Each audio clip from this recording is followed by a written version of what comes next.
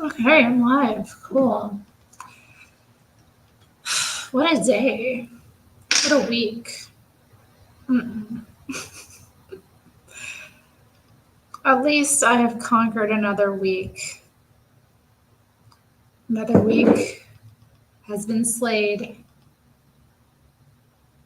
Another week vanquished.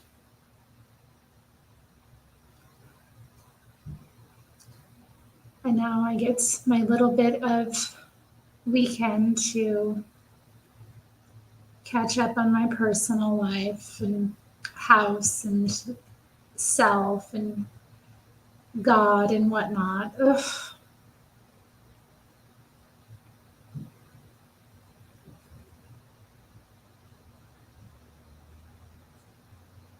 I was getting started, getting set up here. I'm going to be working on my nails since I haven't had a chance to really this week. I no, I think I painted them when I was live last week, and I ended up painting over them with like some red polish.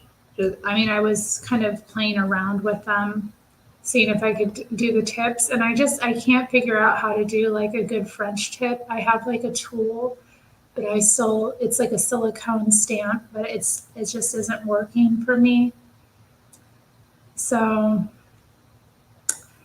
yeah, those didn't turn out the way I wanted, so I just ended up painting them all that kind of color, that red, just to kind of deal with that. So anyway, removing my nail polish now, and we'll be doing my nails tonight, so that'll be nice. Something to give back to myself, you know, at the end of a long week. How's everybody else's week? Any highlights? Anything exciting? What is this? I don't know. I recently, I don't want to say recently, but like a month or two ago, I downloaded TikTok.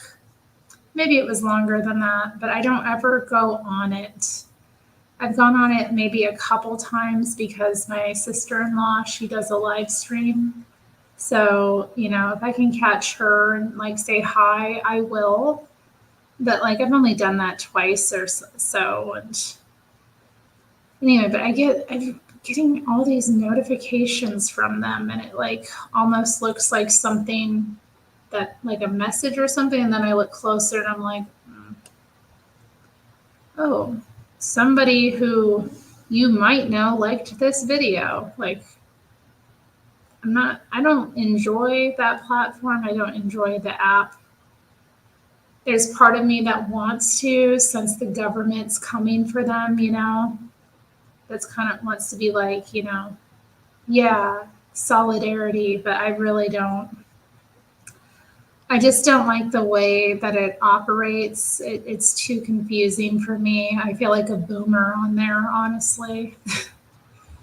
I don't want to be like that about technology. I've been thinking about that recently, like how much technology I don't use that's becoming more common. And I'm like, is this good for me? I was having a thought like that. Like, is it good for me to not use these things? Like, or am I, going to end up screwing myself over if I don't learn how to interface with these technologies? Because, right now I'm in my 30s, I'm in the prime of youth, but I just remember, when I was a kid and my dad kind of not being able to set things up as easily or understand the technology as well, like the struggles he had. And I just see it with all kinds of generations. People will only get so proficient and like hold themselves back. So I was having this kind of, thought process happen yesterday about that. Like, should I look into this more? Should I not? But that was with my phone recommending some sort of AI app to me. I forget what it's called, but apparently it does a lot of different things. And I was just like, I don't like engaging with the robots. I feel like very wary of them. Does anybody else relate to that? Like,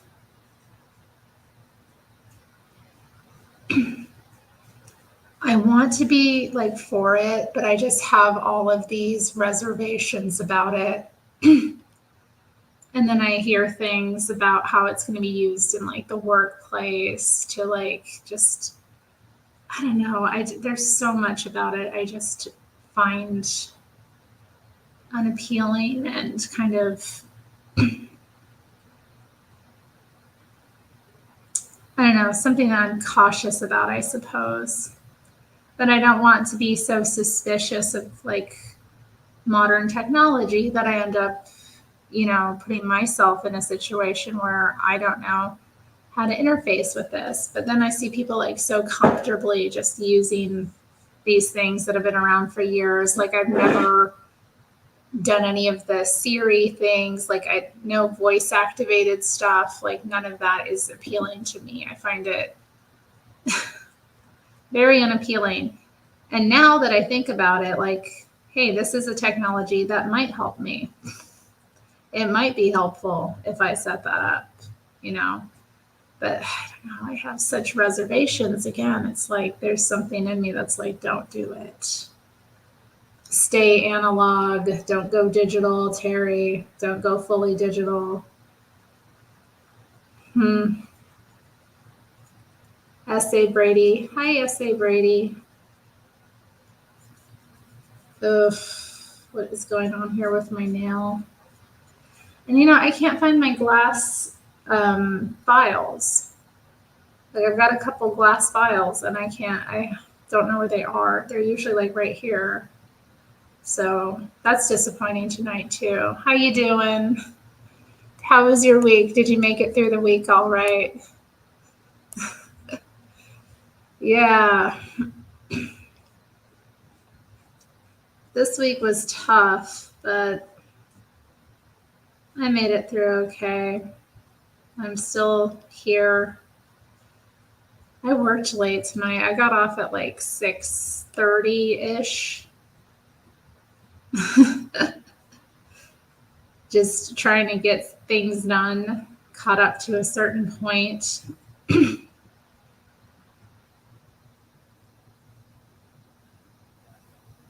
And people were just difficult. Not today, actually. I didn't really deal with any difficult people, but this week in general, there was just a lot of little difficult things to do. And no,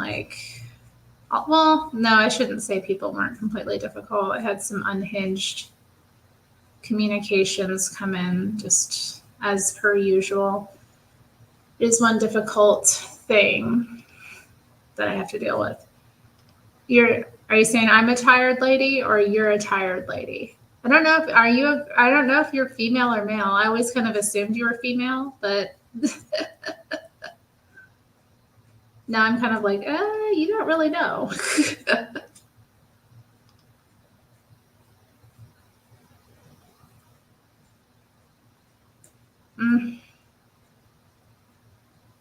Dang, this one's not wanting to budge. You're a fella. Okay. Oh, all right. I'm not surprised. Like I said, I had no idea. Hey, other people are saying hi. Good to see you. Madam Senna is here. Very nice to see you, Madam. And then Santino, good to see you as well. How's everyone doing? Any highlights this week that you want to share? Or lowlights? Hey, Doll Snatch. Would anyone like to come on with me too? Because like I said, I'll post the link. Because I am just chilling.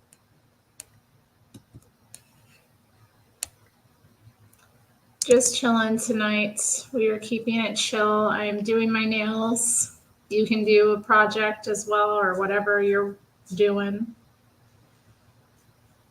I may not even keep this stream up. So obviously no pressure to.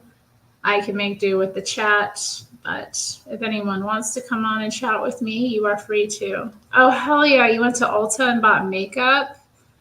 That sounds awesome. I don't know. I think the nearest Ulta here is by the airport, which I have been thinking that would be fun to go out there sometime and kind of shop, but I don't know. It's kind of a trip, and I'm like, oh, you have so much makeup already. I did kind of a heavy blush look today. I just really did blush and eyeliner. And earlier, even on the lips, I used the same blush color. I was just like, let's just do everything with blush. I also didn't get out of bed until 6:30. Like, my alarm went off at 5, and I decided to not get up. I just decided to roll over and kind of like, chill. And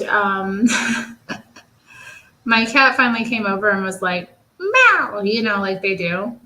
And I kind of looked at the clock, and it was 6:30. I was like, what? It did not feel like an hour and a half had passed. And I didn't fall asleep. I was just like laying there, kind of like, I guess I kept rocking back and forth, kind of stretching out my legs and stuff as much as I can. And my back too.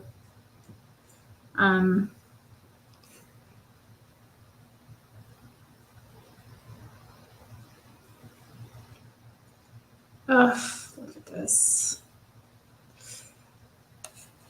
You were doom scrolling, thinking about politics and the state our nation is in. Yeah, it is a bit of a mess, isn't it? People hate each other, and people are so angry. It's like really,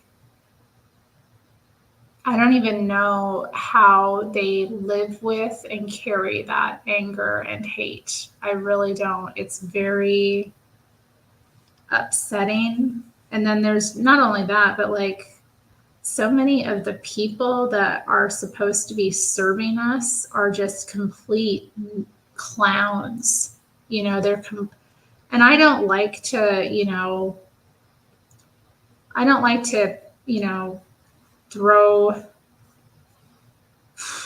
stones at, people who are in positions of privilege or whatever. I don't like to do that kind of thing, but like, it's just so clear that they're self-interested and corrupt to the core, and they don't care about us at all. Yeah, treat yourself. Yeah, I caught the fallen state. I was trolling a little bit in the chat today. That woman was interesting, wasn't she? Do you think she's really Black? Because I remember I was watching Joel Friday yesterday, and actually I called into his show. Maybe we'll watch that together and I'll respond to it because I wanted to kind of expand on the conversation we had. Although I may not want to do that tonight. I may do that like some other time this weekend, depending. But yeah, he mentioned at the end, he's like, check out the fallen state tomorrow. There's one of these white ladies on that's claiming to be Black. And I was like, oh, interesting. Because when I saw her, I thought, she could be Black. Because, I've met people.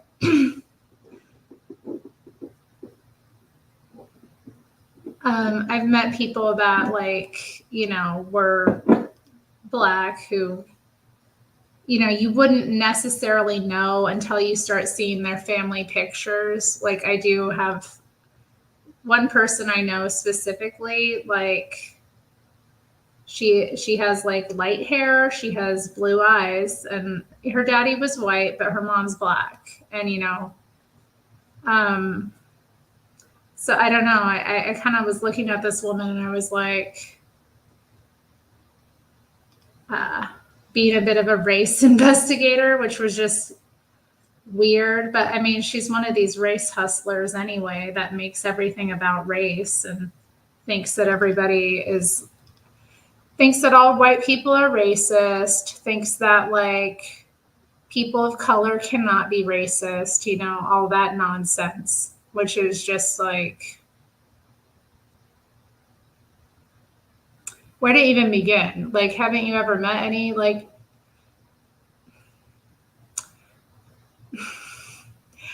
where to begin? Maybe I'm not going to open up that can of worms. But yeah, it was amazing. It was a very interesting one. Yeah, yep. Do I just straight up avoid? Yeah, I do. I'm not interested. It's just triggering to me. It's not like triggering to me, if that's the right word. It honestly like makes me, ugh. Like I will criticize transgenderism, you know, all day.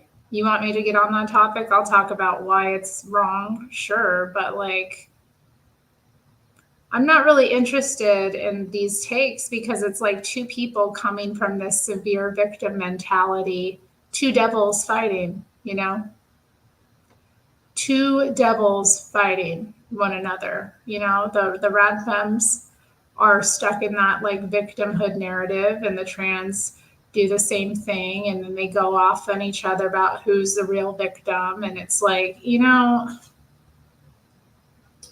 and not only that, it's just like, there's so many other facets of it that are just, you know, and I also just, there's the detransitioners who are so popular as well. Like, I sometimes have their content come my way, and like, you'll see that I saw one the other day, was this woman was talking about a detransitioner talking about being butch. And I was just like, oh, here we go. I don't need to watch this. I have thought about these things for a long time, and it just doesn't go anywhere. It's not fun. So yeah, I just avoid it. And I recommend you avoid it too, because it's not productive. You know, it really isn't. Oh, there's a siren going off. Doesn't sound like, it sounds like it might be a police siren too, not one of the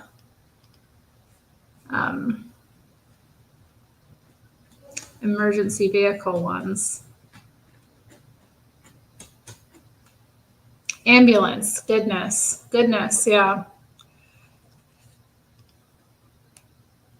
Yeah, Matthew was listening to it at work, like, shut the F up, lady, you're nuts. Yeah, I know. They're so brainwashed. That's the thing. These people are so brainwashed. It's just everything is, you know, oh, these systems and oppression and da da da da. It's like, you're being asked very like fundamental things about, you know, people's character. You're not being asked about like systems. And they always want to make it about like systems and the collective instead of dealing with like the individuals and what's in people's hearts and characters. And that just to me is so frustrating. And like, yeah.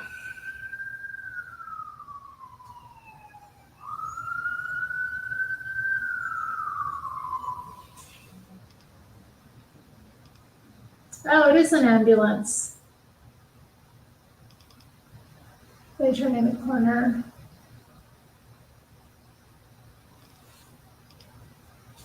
There's like there's a few old people's homes near here, so not just old people, but like people with disabilities, that kind of thing. So I think they're going to the one over there. You're sweet. Thank you, Matthew. I don't feel so gorgeous tonight with the lights on and the whatever, but thank you. Thank you. Is it being racist if someone claims to be white while being half black? I know that's the other thing too. Like, she's so obviously part white. I mean, you don't get that light skinned without being part white. And it's just amazing to me how much they like discount their white heritage. I understand, I understand it to a certain degree, but like, it's so like, how else, I mean, if you're biracial, I don't know that she's biracial though. It sounds like her family's pretty mixed in different ways. Like, she didn't talk about her grandmother. She said that her grandfather was as dark as Jesse is. I mean, okay, so if that's the case, he must have married a white woman or a very light skinned woman, and then, had her mother. Oh, okay. I'll post.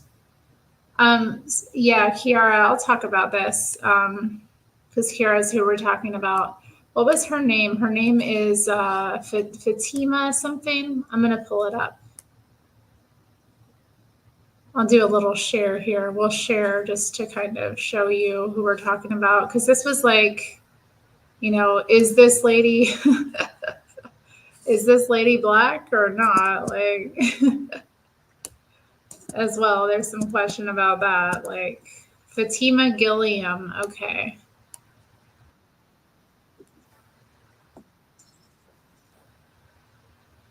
Let's see if I can pull up. Don't want it to play exactly. Yeah, so this is the lady. I'll share my screen here. Yeah, she's she's a neo-lib pushing the anti-white agenda. She's pushing. I wouldn't even just call it anti-white. It's anti-human. Such a like ridiculous mindset, and she's like, it's so okay. So here she is, like.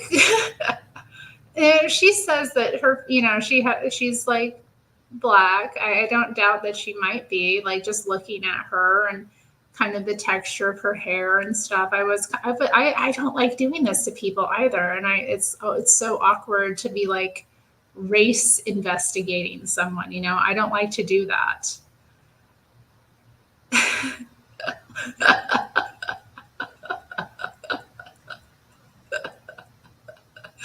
But yeah, we had some fun in the comment section when this was live or when this was first playing. It was, I had some fun in there, just being silly. Like,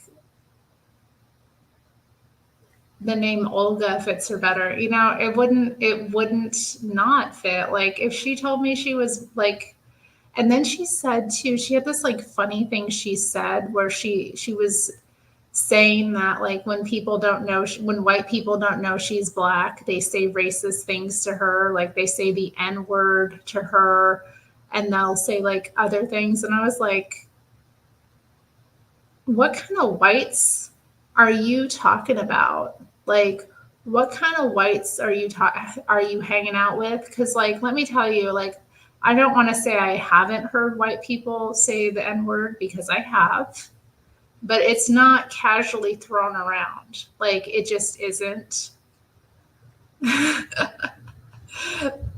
That's so true, Kiara. Black people are the worst at this. Like, and like get really like, I've seen black people get like really evil. Like, and this is the thing. She said black people can't be racist at all. Like, and I'm just tired of that mindset. It's like not true. It's every person, any human being, like any human, like, we can unpack racism in a minute, but like any human being can have prejudice against other people, and they do.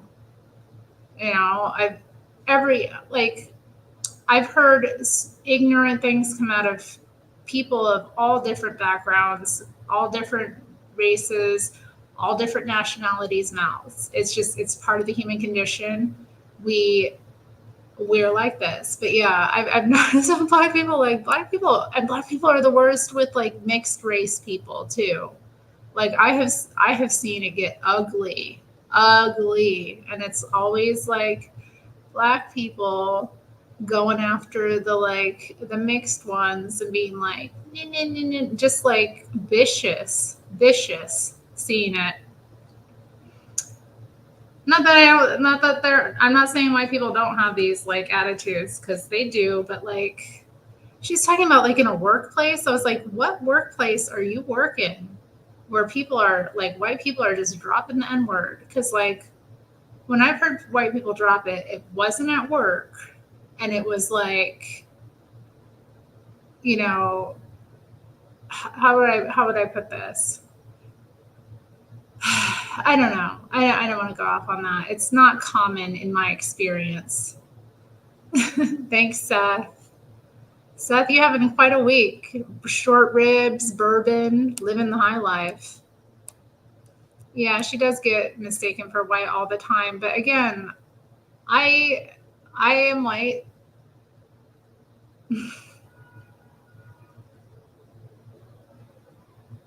Yeah, it's like it's just but it's the same evil like here, you know? It's like the same evil. It's like,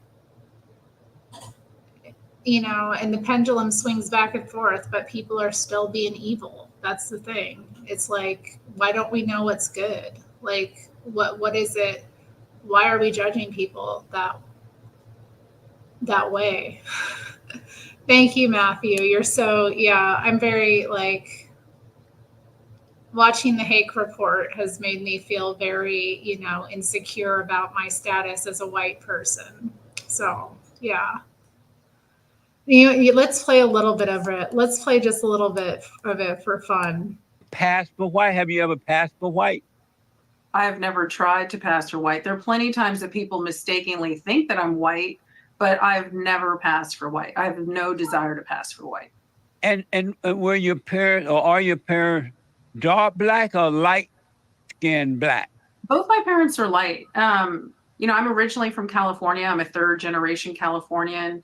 My grandpa was born in LA as well, but both my parents are light skinned. They're maybe they look maybe a little dark. You know, they'll probably tan better than me. My mother definitely doesn't look like a white person, but they're not. My parents are not that dark. That's amazing. You even sound white. I mean, can we really have a sound, Jesse? Yeah. That's He amazing. said we Well, I appreciate that. What inspired you to write the book Race Rules? What your black friend won't tell you. So the catalyst or the germination for writing this book, Jesse, was, around 5 years ago, I was watching the news, and it was another one of those stories of a Karen going viral for calling the police for no reason. And as I watched this news story, I started to think of several things. I thought about the repetitive questions, rinse and repeat questions that I get from people in my personal and professional life around race. I thought about the diversity consulting work that I do, and again, a lot of repetitive questions. And I thought about the things that white people say around me when they don't realize I'm black. And so as this news story played out, and I started thinking about behavior and how people engage, I was like, oh, white people need a manual. So I started writing this book. Amazing. So it's a manual. What? And so do you get white privilege just because you look so white and you sound white, you act white? Do you get white? Do you have white privilege? I don't think I get 100% of white privilege. I would say I get some light skin privilege, but I've definitely been discriminated against and heard all kinds of terrible things about people of color and about me. I've definitely experienced discrimination, but there are a lot of times that people make assumptions about me because they don't know what race I am, or they assume things like you say, the way that I speak, or the fact that I went to Wellesley College, got my master's at Harvard University, got my law degree from Columbia Law School, and then you package all of that together and people have assumptions about what Black achievement is and what it looks like. And so did you receive all those opportunities because of affirmative action, or did you earn your way? I think if somebody gets an opportunity because of affirmative action, they have earned their way. What do you mean by that? So, because there's also like de facto white privilege and white affirmative action. If you look at a school like Harvard or Columbia or any of these schools, there are a whole bunch of white people that go to those schools that don't deserve to be there. They're mediocre, they're not that smart, and they're there because their family either bought a building or they're a legacy person that's been there generation after generation. But affirmative action is not about lowering the bar, it's about opening the door to people who are qualified. But most, So I'm qualified, and so are my friends that got into these various schools as people of color. but most blacks get into those white universities because of they have lowered the standards because the No, they blacks have can't not. pass the SAT test and all the things they have to do. And so the whites have lowered the standards to let them in. Is that right? Is that fair? It's not lowering the standards. It's about looking at the totality of the package of the person. But like I said, I have been in classes with people who are white, and I've been like, this person is dumb as rocks. How did they get here? And then I start like, figuring it out. Oh, because their family has been at this school for generation after generation, and Right. that is why I'm surrounded by white mediocrity.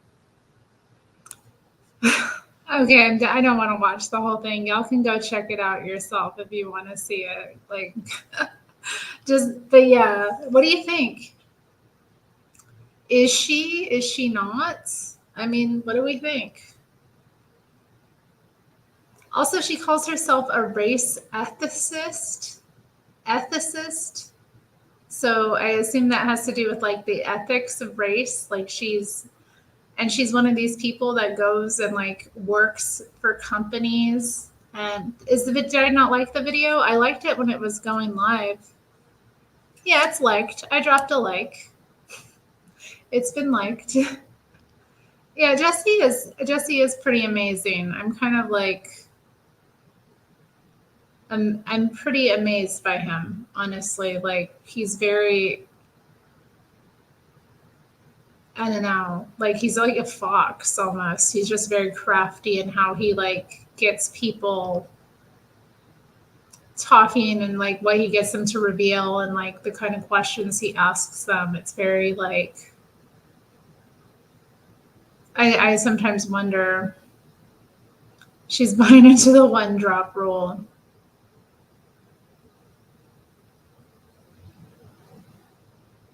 Mm-hmm. Yeah, I agree with that, Kiera. It is completely different than being biracial. I mean, a biracial person has a very different experience. So I don't like again, but I hate like when I don't want to look at someone and then start like race investigating them. But like there are these people though, like Sean King. Obviously, everybody knows about Rachel Dolezal. There are these people who like grift in this way, and then when you kind of like investigate it a bit, you're just like, why are they so invested?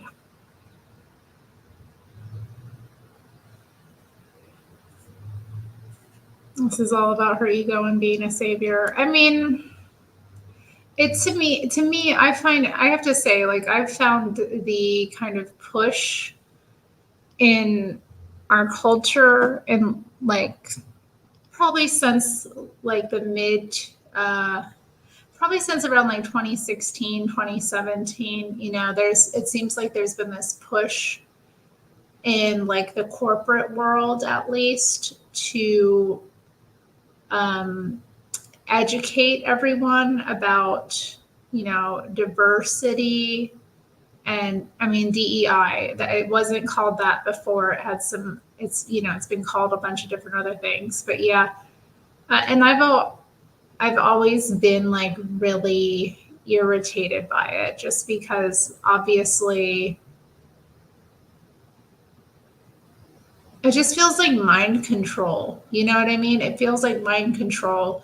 And they always package it in such a way so that like it doesn't, they're the company, or like the institutions, whatever, that are pushing this are never questioned, right? But they're presenting this like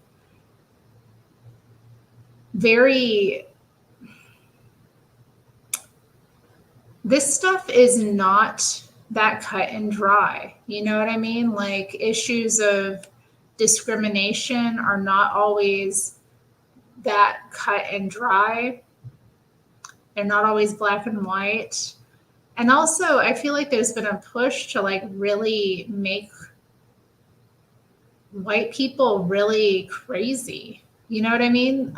Make them feel very insecure, like they can't speak up, like they can't express themselves in certain ways. It's like a power move. I think it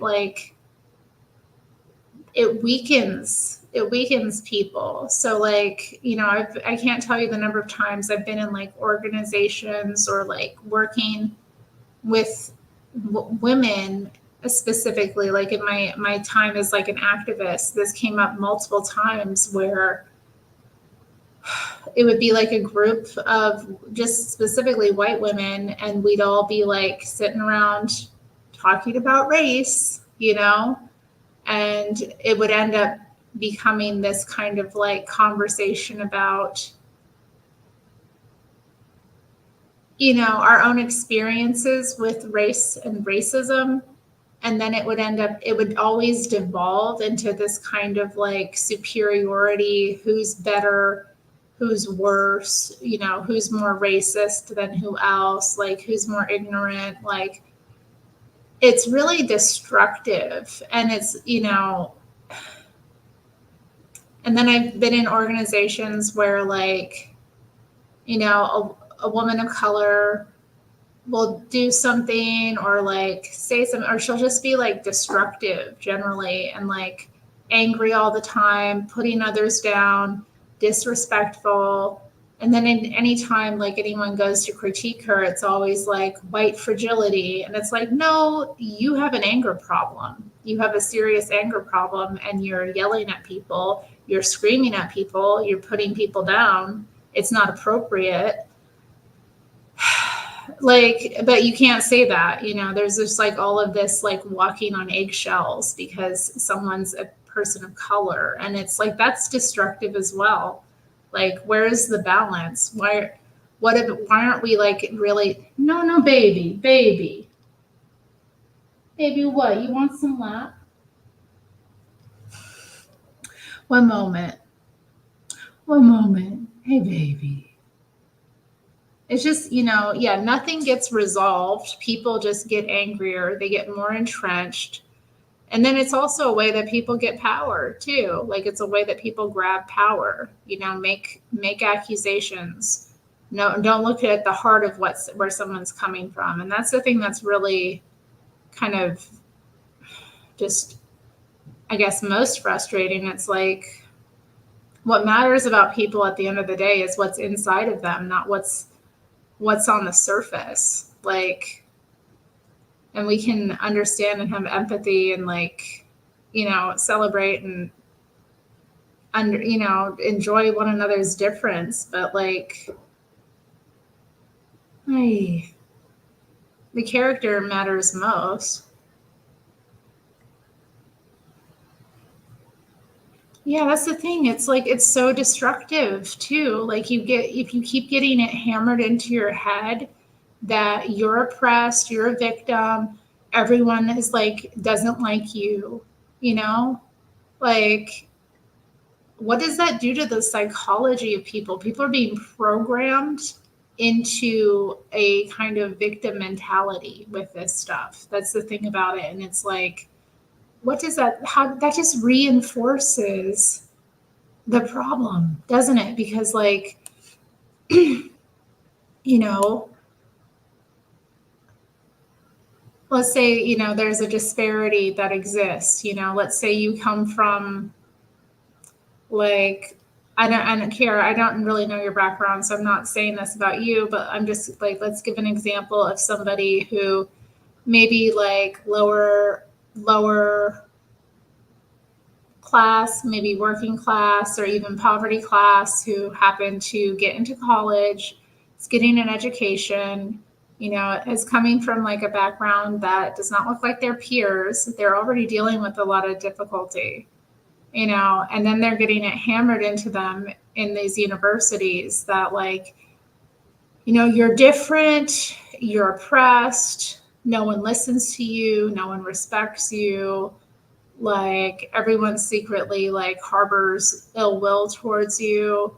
Like, I can only imagine how, being exposed to like radical politics for me did a number on my head.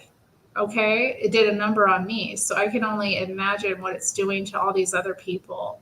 And you have to imagine like how many people are in school getting it turned out, every year, indoctrinated with these belief systems that just keep you down, that make you angry too. Like it instills anger in people as well. So like you may have a misunderstanding with someone, you completely misinterpret what goes on, and you're angry. And then because you're angry, you act out. And what does that cost you? Because that's the thing about anger. It costs you when you're angry. When you're angry, you do not act rationally. You don't act from a place of rationality and logic. You act out of emotion. And, that just sets you up for failure. For real. No, I've seen that so many times, so many times. So many times. People just assume. It's just assumed. Like the class is just assumed. That's true too. Yeah, that's a big part of it too. It's a good way of like in making certain types of experiences invisible while, putting others on a hierarchy. Because like, and it's also they also conflate like class difficulties, class experiences with race experiences, and that's not true. It's completely false.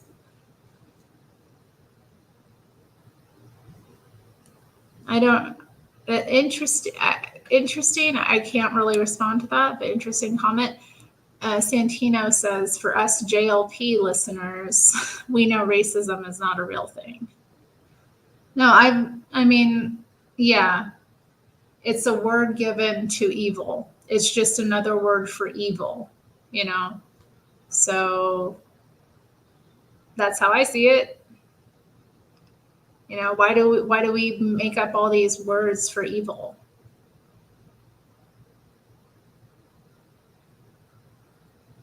Yeah, you good boy. You cuddling with me? I'm so lucky he loves me. He loves me and he cuddles with me. I'm so lucky. He's on my lap, loving me. I never deserved all this. I never deserved all this love. Oh my goodness. Okay. Should race theory be in school? No. Listen to that. Theory, race theory, race theory. Race theory. What does that mean? Race theory. What does that mean?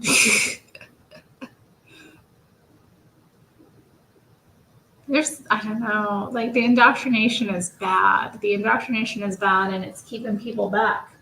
Sweetheart, I love you, but I kind of need you to not be on my lap right now.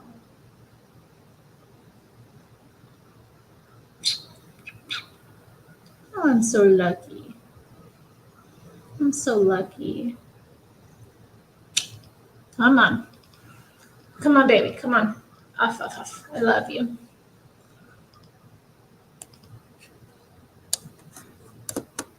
All right, again, posting a link if anyone wants to join me live here, since got the nail polish off.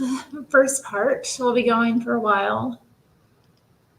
it's possible to talk about race in a meaningful way, like on Bond. It's a thing.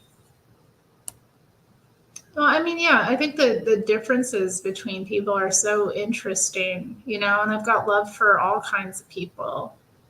Seriously, like the differences are dynamic and exciting and beautiful, but like we're all being like completely mind warped about it. We're getting like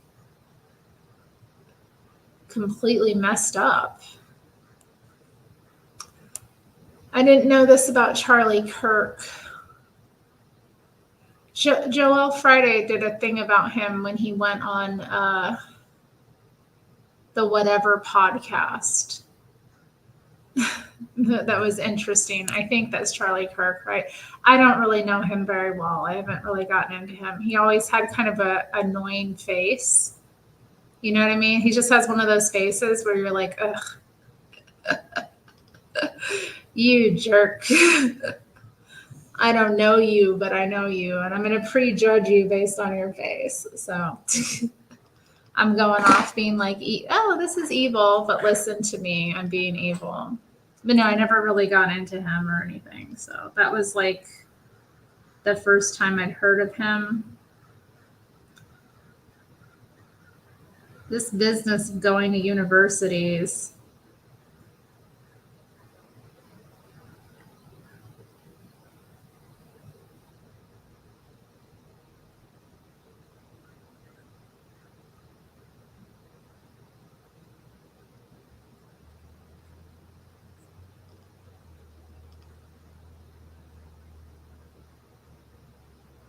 S.A. Brady was agreeing with me. No.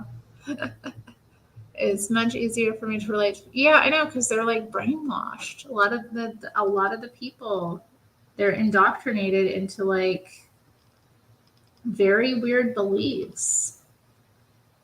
Not always. I mean, depending on how old they are. If they're older, they can. Oh no, I mean, this stuff's been around for a long time. It's just been called different things, and the theories change. They get updated with time about, you know, what agenda are we pushing in this decade versus the last, you know, and how can we push the envelope further and make our society worse.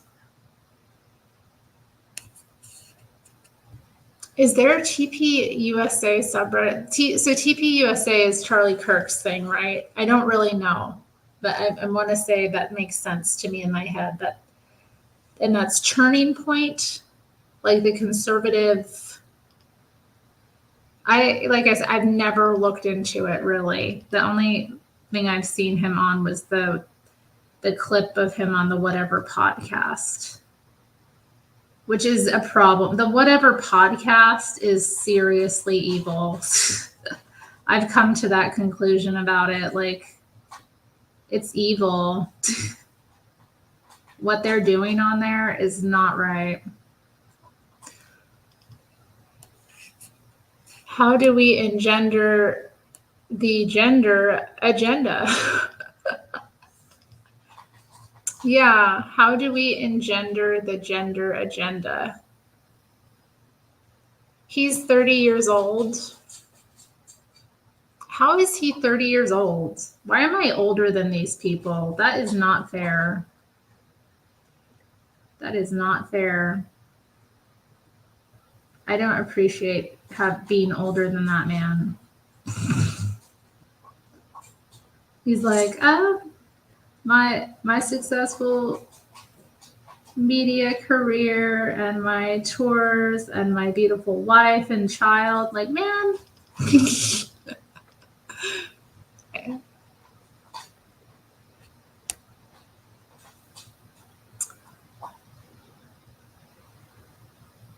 Oh.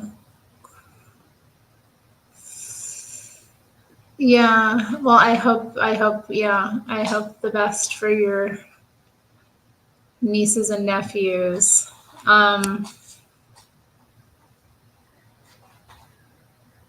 So there's like multiple ones. Toilet Paper USA. No, I'm not old. I'm not old. I'm not old yet. It's coming though. I'm older than these people though. But you know, you live long enough, it's what happens. So I'm grateful for it. I'm blessed to have had many years on the planet, and hopefully we'll have many more to enjoy and live a productive, fruitful life. It's 90% face jokes. Okay, so I'm not the only one who finds him just, there's something about him. Anyway, enough. I don't need to be on that tick. Again, evil. It's evil. I don't need to be doing evil things, having evil thoughts.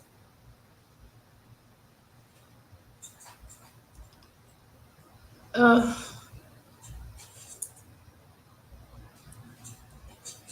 Now, what an interesting bunch of topics. I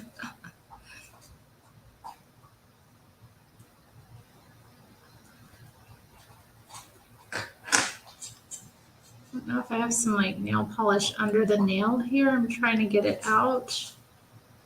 Sometimes that happens. There's still some on the surface. Interesting. Yeah, I've been thinking about though doing another Reddit stream where I go live and find another Reddit. Maybe I'll do the turning. Would y'all like it if I explore the TP USA subreddit? Would that be fun? That might be fun. That might be a good one. I bet that would get some views too. I bet people would enjoy that. Yeah, maybe we'll do that next time I fire up Reddit and go see what's going on and in the Reddit universe.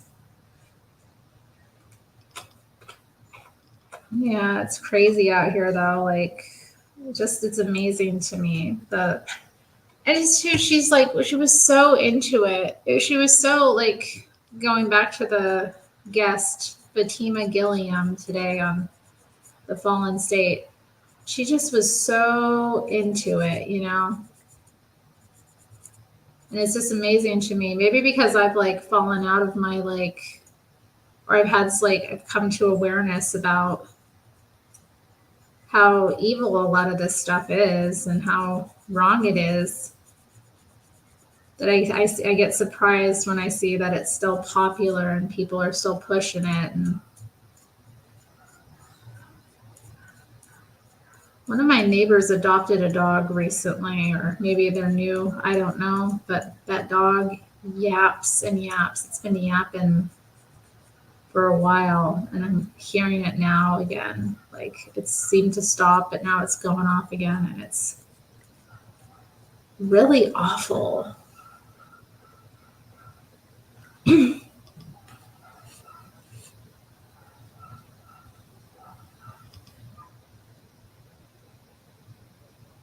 No, I didn't hear about this at all. He got in trouble with the school for having an American flag hanging on the back of his truck.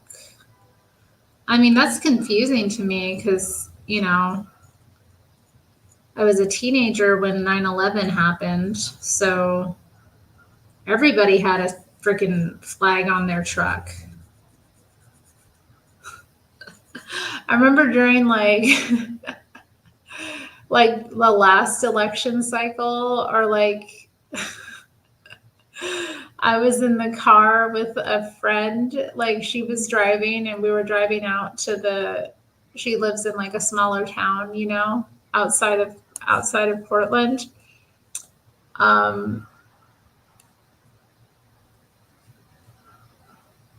Was it Insecurely Bound? I know. But I remember there was this guy in a big pickup who like pulled in front of us, and he had like two American flags on both sides of his truck, like, you know, in the back of the truck bed. They were hanging off the end. And on the back of the like tailgate, it said Trump in big letters, and then underneath the word Trump, it said F word, your feelings.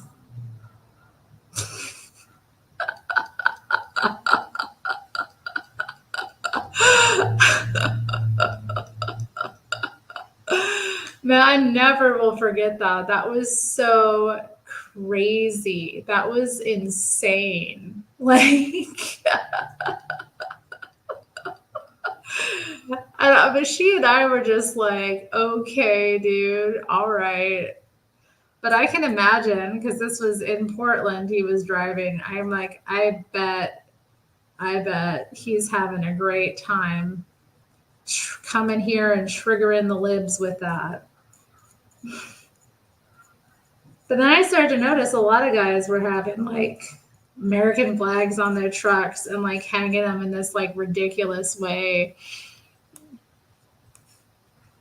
Yeah, that's insane though. Yeah. I know this is also a problem too. Like I've kind of had an awakening about that as well. Like, because I used to be really down on this country. Like I'd always be bad mouthing it. Like when I was a teenager, I would refuse to stand for the Pledge of Allegiance, like stuff like that. I'd be like really, about it. And now, obviously I've had a big change of heart. I'm like, well, that's not a good attitude to have about the land you live in. You need to be a good citizen wherever you're living. You need to participate. And it's like, it's also really ignorant too, because like, a lot of my ancestors are immigrants. They came here, like they came here for a reason. They were looking for a better life. They had like reasons that they came here, and to me it was so ignorant to have that kind of attitude, be completely unaware of all that they went through and sacrificed, just like have a new life.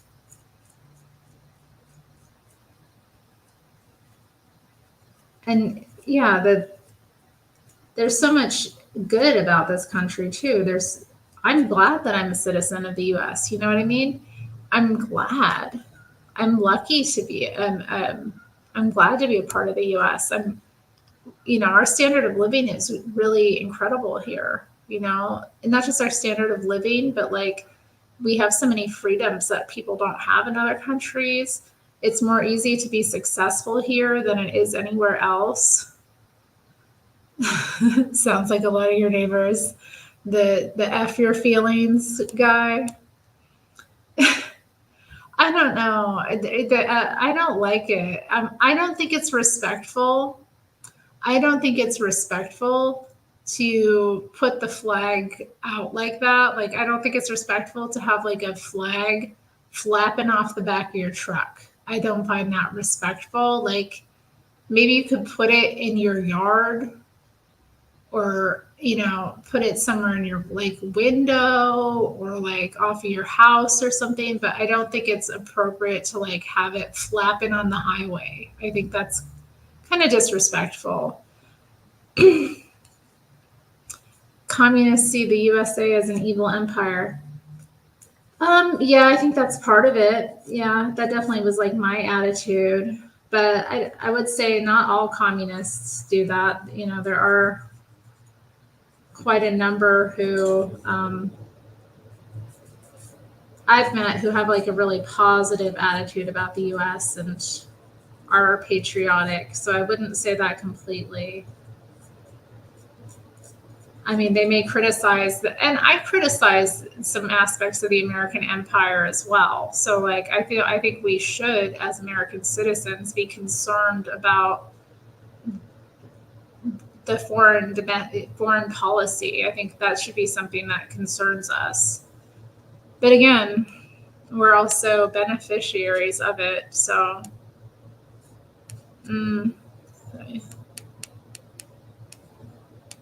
I know. And I think, yeah, too. I mean, I was inclined to be really resistant to that. I found it was interesting to kind of come of age, because that happened when I was in 10th grade. And it was really impactful to me, and seeing the way people reacted. Even my dad, who was like very critical and progressive, like he ended up like putting a like American flag sticker on the truck and like getting very odd. I mean, but it was,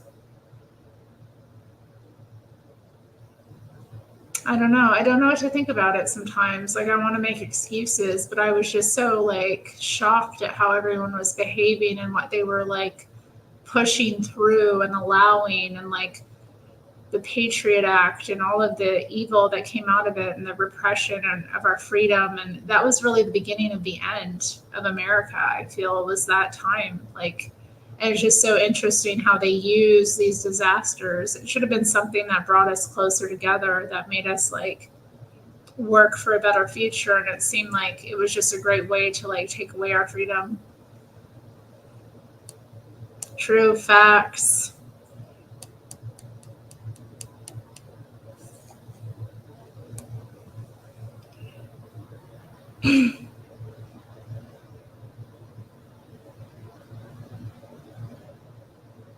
Yeah, I mean, yeah, every economy suffered. It's no wonder that like we've had wars cropping up, like these very expensive wars. I mean,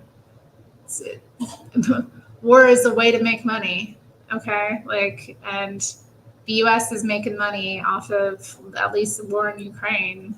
I mean, we're paying for it, I should say, but it's also like it is generating income for certain companies, and it's profitable for certain people and interests. So that's why it's happening.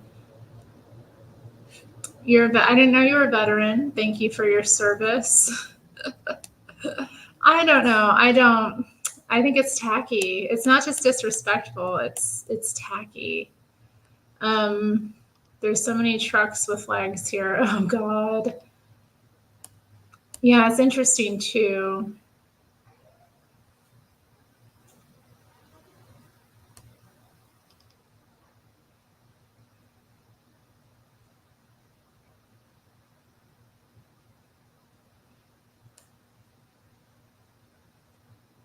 I know, it was so crazy too, because he wasn't that popular. Like he really wasn't that popular before then. Like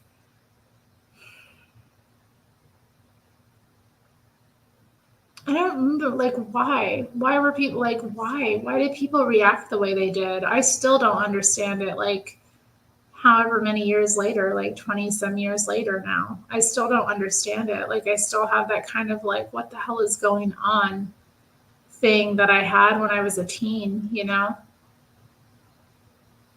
Right. I know. I know. I know. I know. Please be as the adults were really traumatized by it. And I feel like maybe I just wasn't as traumatized by it. Is that weird? You know?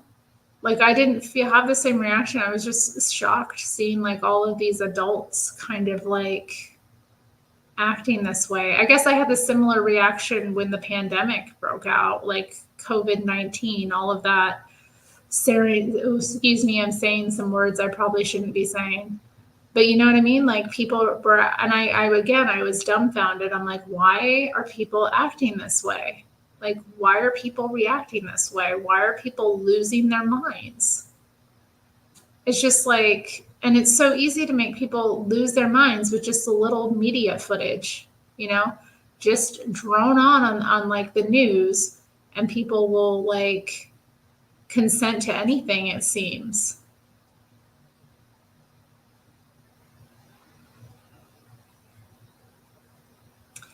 Okay, interesting. Interesting. I remember there was this boy I liked in high school, and the day I found out he joined the army, I gave him I was like, "You joined the army? You joined the army? I can't believe it. Why are you doing that? And then, of course, he got stationed to Afghanistan and came back all fucked up. And I was like, see, I told you. He's like, yeah, I watched people die. He's like, I watched my fellow soldiers die. And I'm like, and now look at you working as a security guard. I told you. Anyway, I don't want to denigrate, people who served in the military at all. So I don't want to go on that, but that's who I was as a teen girl. I was really anti-military. I was anti all that stuff. Yeah, I know. You were in football practice in high school. Yeah, I had my social studies class first thing, so that was great. So social studies, get on, wheel in the old TV and show us the footage. Does everyone know what happened? And I had no idea.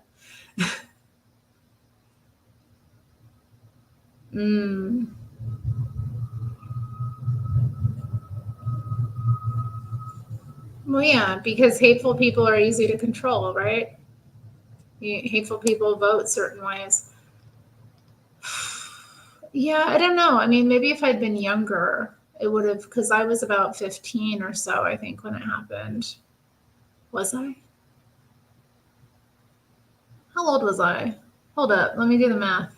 Yeah, I was 15, 2001, 15. So,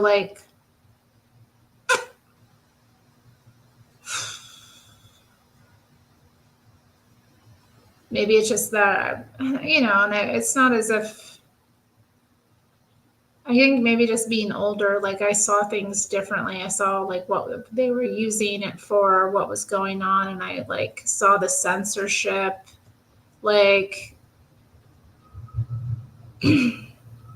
people just changed. I don't know. It was one of those times for me.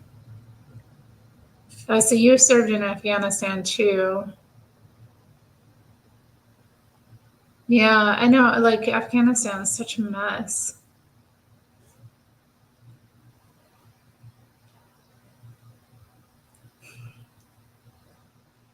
Yeah, I know.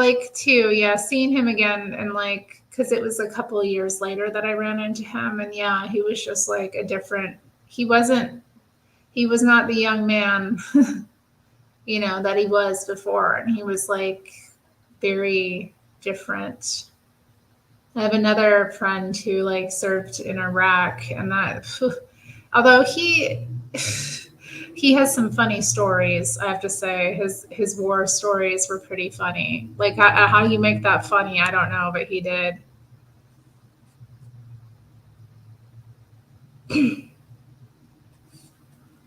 Hello, Nicholas. Nicholas, how are you? Nicholas Woodall. My phone just went off. Huh. Interesting. Okay. I don't know.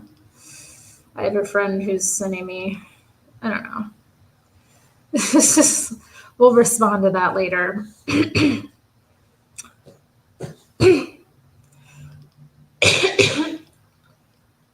Excuse me. Yeah. Okay. Yeah. Hey. Millennials in the chat. Nice.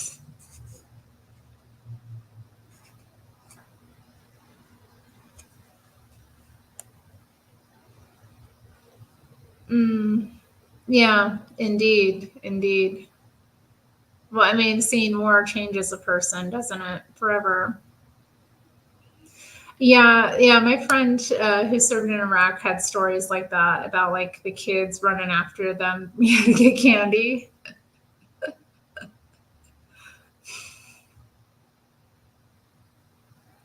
I mean, that's a nice thing. Yeah, that's a nice thing, though. A nice memory to have, giving kids candy, and hopefully giving them a different perspective on what was happening. You were 1 day old. Really? You're young. Oh my goodness.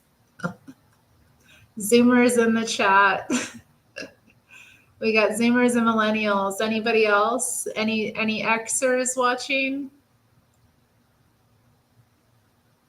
I mean, Matthew's more of a Zennial. I don't know. You're in kind of that weird Gen Z in the chat. Come on. Who else we got? Where are the old folks? Where are the boomers? I know you watch me, boomers. Come on.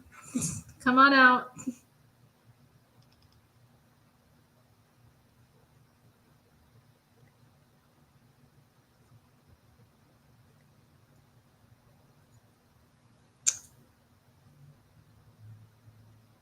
Okay, Nicholas Woodall. Yeah, that's a good.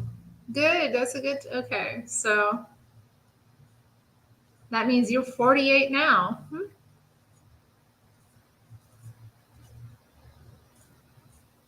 That's exciting. So, what would you identify as a Gen Xer then?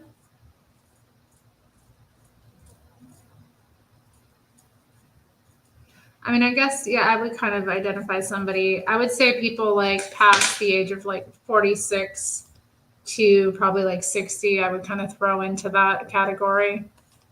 Yeah. Nice. 76. Nice.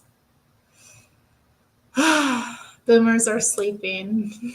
Lucky things. They should be sleeping. They probably worked hard today because they're not retiring. God, can you imagine what's going to be like when they all retire? Oh, God, it's going to be a mess. We'll be like, come back. We need you. Yeah, we'll see. We'll see.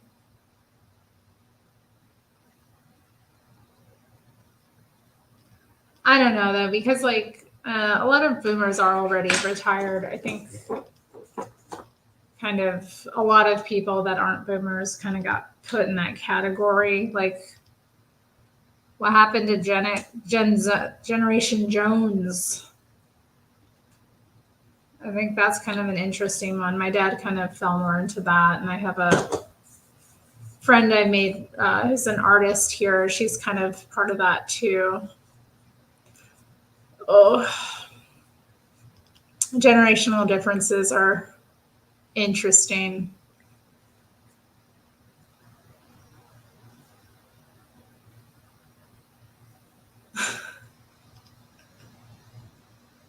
Gen X will save the world. Do you think so? I don't think they will. Gen X, I don't think so at all. Like honestly, like in my estimation, I don't know. I don't think so.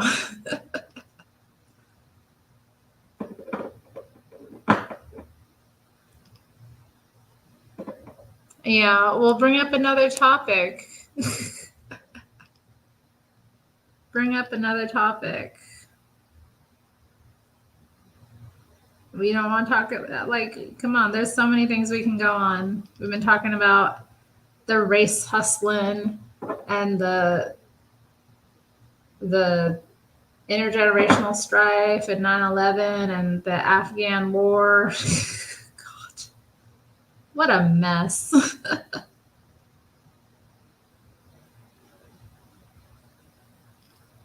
I have to say, though, I haven't used this file in a while, and it's doing a pretty good job.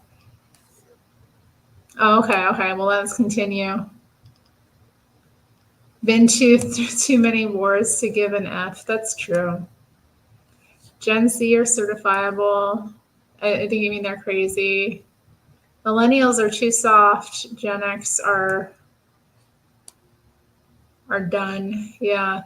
That's interesting. I don't think I disagree that millennials are soft. I don't think we are.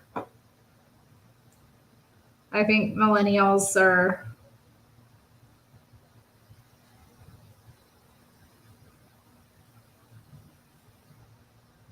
I mean, it's not just, me being, prideful about the generation that I happen to fall under or whatever, but I don't think people really realize how resilient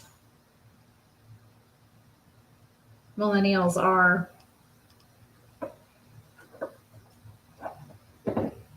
But I do think we'll be a very interesting generation because, like, so many of us, didn't get married or had kids young. So it'll be interesting to see how it happens with, like, us aging and what the challenges are going to be there. And just not only that, but like,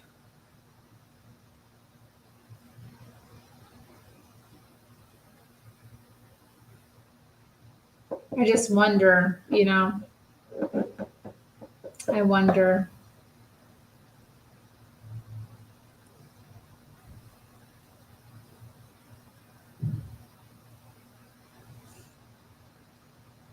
But I do think we're pretty resilient overall. As from the millennials I know, like, they're pretty resilient people, and they've had to, like, kind of be scrappy and resourceful. So I think they'll be a good thing as they age. Silence of the Lambs. Oh, because I put the lotion on my skin.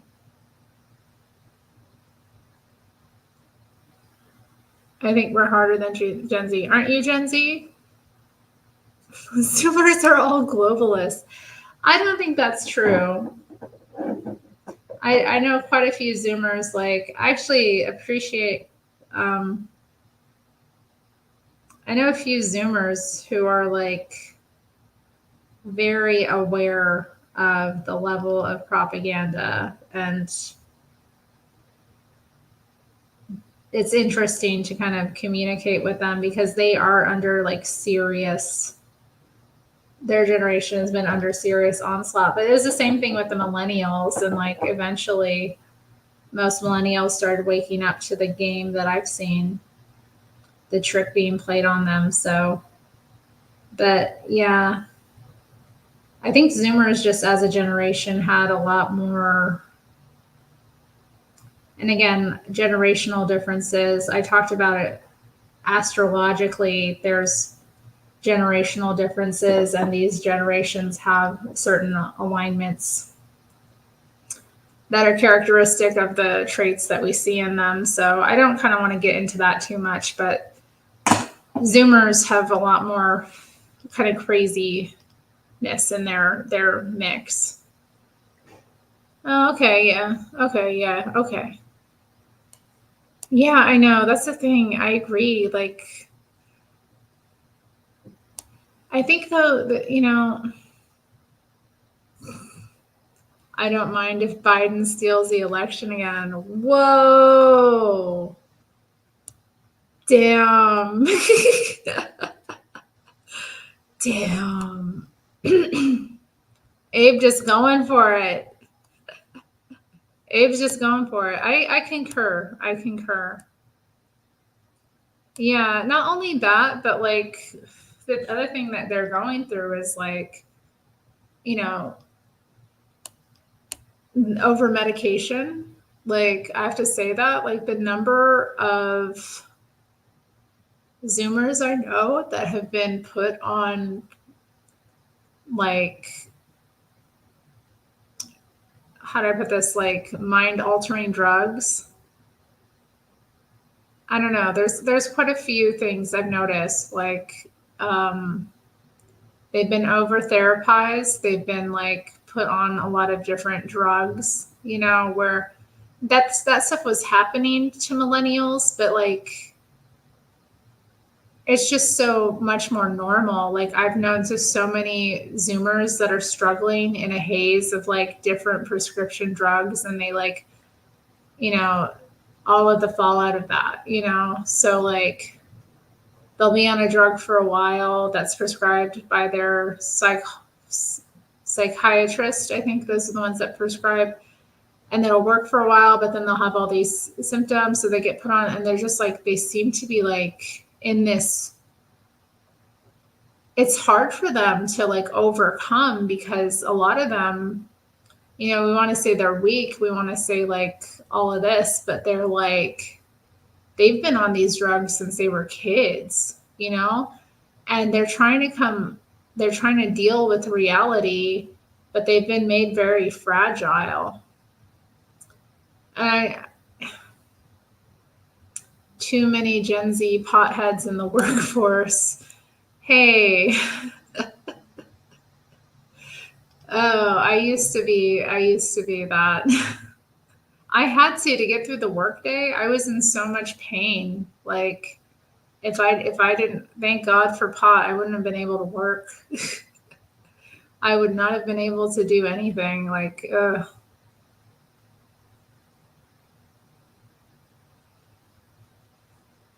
that's interesting. A lot of things I say around the boomers go completely over their heads and they're visibly high. Are you talking about the boomer? Boomers are high too. I mean, I'm kind of like, yeah, just to touch on that, like,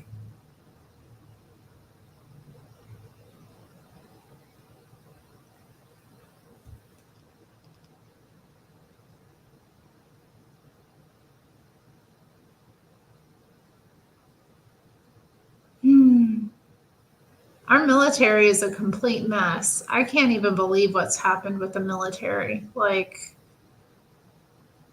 everything has become so like insane. Like the transgender military thing, like that's one thing that just like I can't with. Like it's just so ridiculous.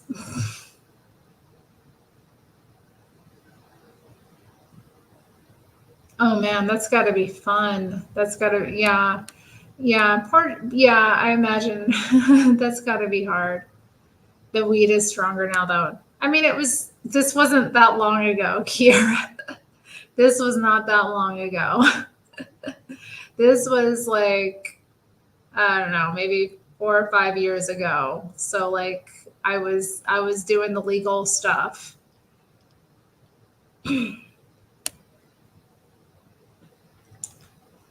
I even like made my own. I had this friend who was working on a farm, where they grew it. So she just would like, I could buy shake, just basically debris from her, shake, various things. And like, I would make butter with that. Like I'd make a bunch of can of butter. So I would just have like a ton of it available. And who knows what the strength of it was. It was strong though. So like you imagine like I would prepare the can of butter, I'd have it in the fridge, and like every morning I just like put like a spoonful of it in my coffee just to like get it in so that I'd be able to like make it through the workday because I was physically, it was so painful. It was the only thing that like worked to actually get me through and to like move my body enough to like actually function because I was working like a physical job. So I couldn't. I'm so glad, that I'm so glad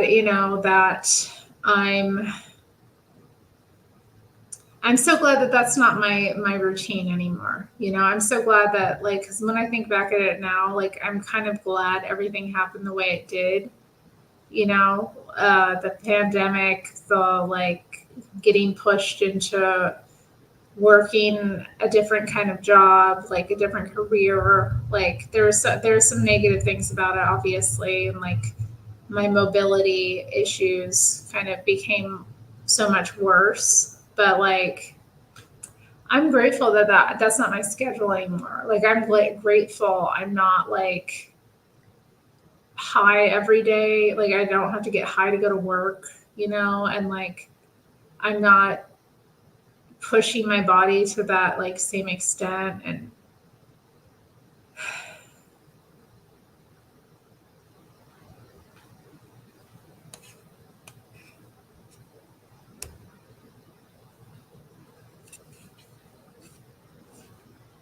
no, I don't think so. Like there's just certain things that you need a human to do. Like I don't think AI is going to be able to take my job for many years. Like that's just not, and even then like I just don't see it happening. it just, there's certain things, I don't know, there's certain things you need a human for. Jeez. Jeez, God. Ugh.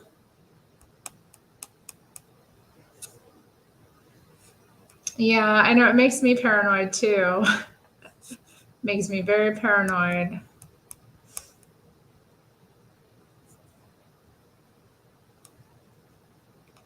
Oh my goodness.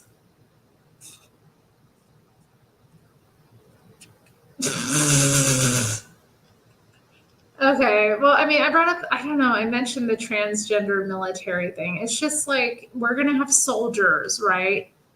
Okay, so let's say you're a female soldier. So already, female soldiers, like, I already have my feelings about that, you know, like,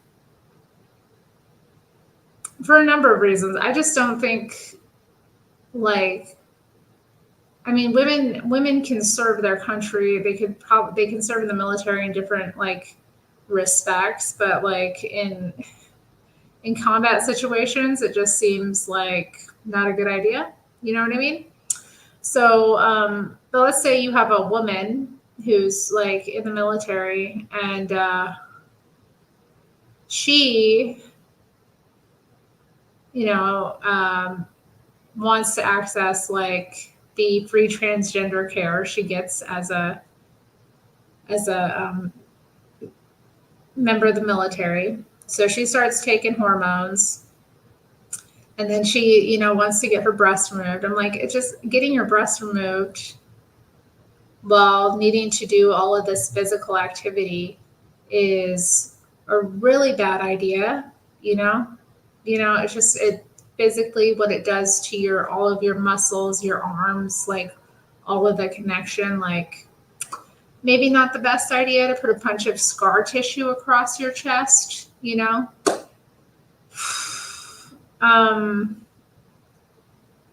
And then, you know, men, of course, weakening themselves by taking estrogen. This is like, this is who's going to protect us. This is going to be our military, you know? Or even veganism in the military, because I've seen that too. Like, there's people like in the military eating vegan. And I'm like, what happens when you are in a foreign country in a condition of war for like an extended period of time? Like, you know, how are we going to get you your hormones? How are we going to get you your stupid vegan food? Like, what is going on?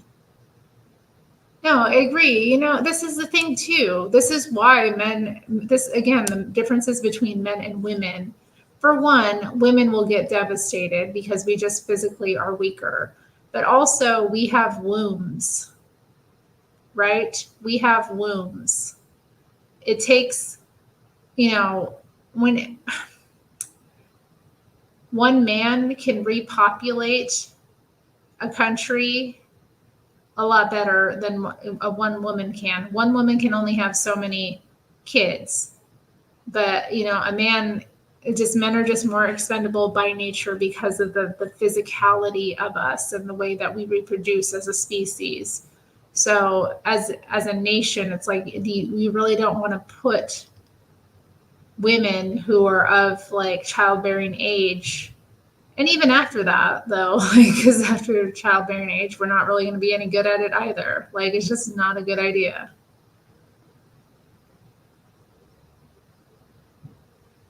Yeah, I know.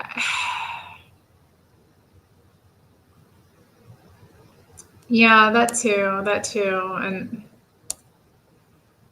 that's the other thing too. Like when women die, it can kind of like it can devastate the morale. You know, it's horrible when like men die too, but like the morale of it, like I can only imagine that had to be like, you know, a very different kind of loss.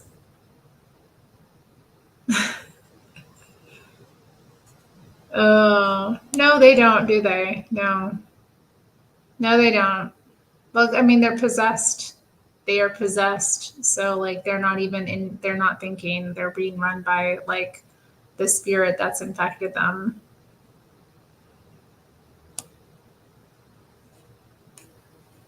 Dang, she was a young mother. That sucks. Yeah, I agree. I agree. Like women, I think women should serve their country if there are ways that women can serve their country and in the even be in the military for sure. But like, should they be in those kind of circumstances? I don't think so.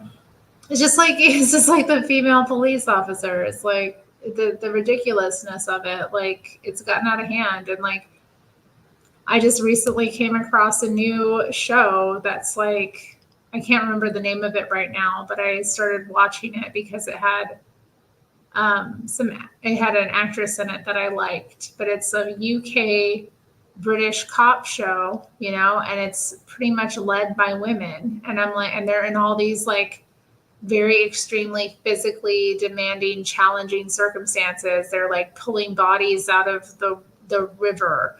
They're like doing all this crazy stuff. I'm like, yeah, girl power, I guess, but like this is just propaganda. Like women aren't really made for this kind of stuff. And I'm not saying this to like denigrate us, but we just aren't. We just aren't. Women do look nice in those suits. I will say it can look very fetching when they're all done up. They got their hair all slicked back, looking real sharp, on point.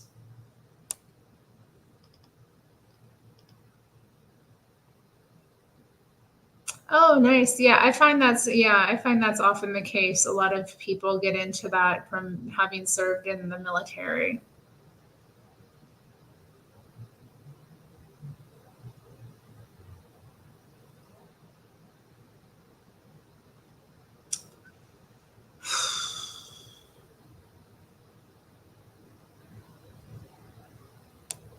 What do you mean Israeli propaganda be like? What are you talking about? Are you talking about the beautiful women in their military?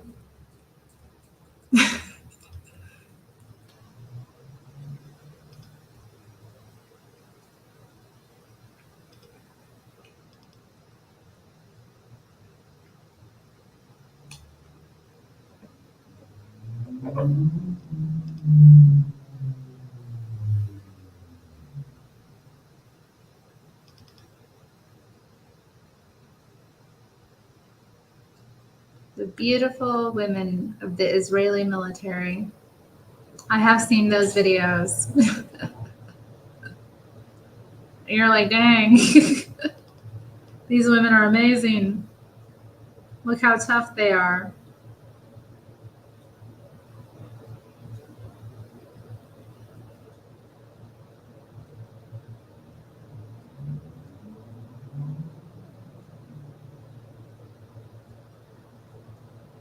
Okay.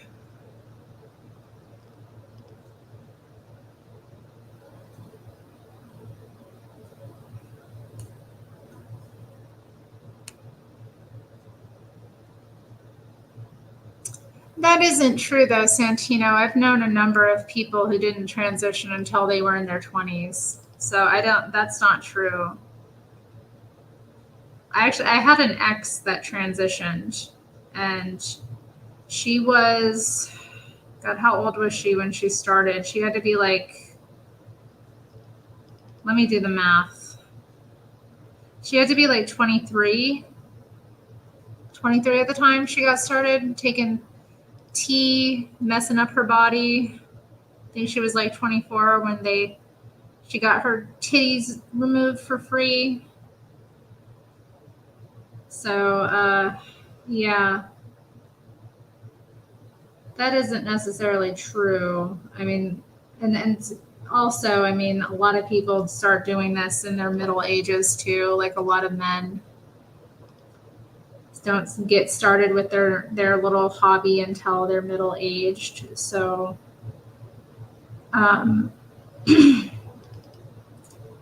don't know. I don't think that's entirely accurate, but it's a start. I definitely think that physical changes shouldn't be happening until somebody's like legally an adult. But honestly, nobody should be doing this at all because it's terrible for you. It'll ruin your life and destroy the body God gave you for one that's in no way as good to, appease a demon that's like torturing you. Yeah. Yeah, I'm hoping I don't go through one. Although I've heard that like midlife crisis isn't, it's kind of a uniquely boomer thing. And they don't anticipate that, or it's not anticipated that like the younger generations are going to go through the same kind of crisis because boomers had more of a midlife crisis due to the, I think, idealism of their youth and the fact that they kind of like coming upon their middle ages felt like they felt unsatisfied with the lives they built for themselves because they weren't in alignment with their real values. So a lot of them kind of like went crazy. Poor boomers. They really went through it. Poor boomers. I feel for the boomers. We're jumping all around back to the generational things. I mean, I do feel for them. They're an interesting generation. And I've known some that were pretty incredible people, like that they just kind of like came of age at such an interesting time in our country's history too, at least the American boomers.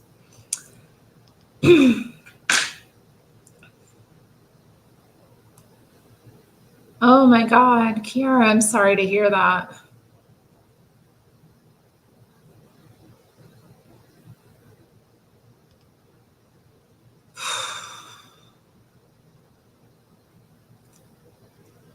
Rest in peace. That sucks though. That sucks. Like, again, like, and this is the thing too, transition doesn't do anything to like solve the issues that this person is having. Because like these people are under severe mental distress and they're not getting help for the like actual issues that are causing them. Like that are causing the suffering. It's just like, let's do this cosmetic thing and you'll feel better. And that's never, ever, ever made anyone feel better. Well, I guess it's something to look forward to then, if you're right, Matthew. We'll see. I don't know. I'm hoping that I don't have a crisis. I hope I just have like a good midlife where everything kind of comes together. I'm hoping for that for my midlife. Everything come together, because I felt like, I don't know, held back for so long in life, and I'm hoping to just not feel that way as I kind of mature, just feel like everything's on track and going to be okay.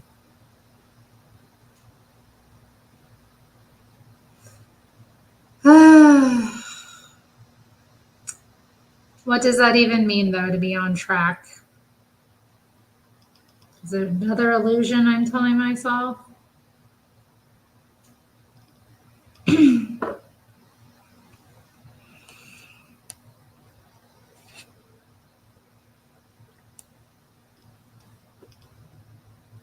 Yeah, I know. I agree. They will, because they won't be young anymore.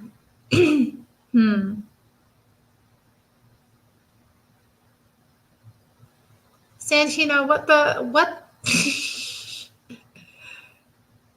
I feel good after I get insulted or insult others. Cathartic feeling. Is that why you were unkind to me in one of the chats recently? I was like, oh, I thought Vasco loved me, but he's acting all bipolar. I was like, what?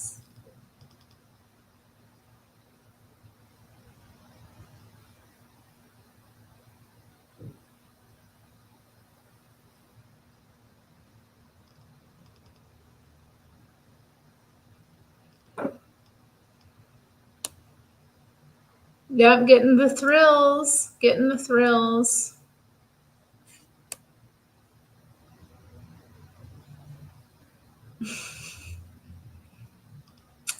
Indeed, it is. It's very like, and I think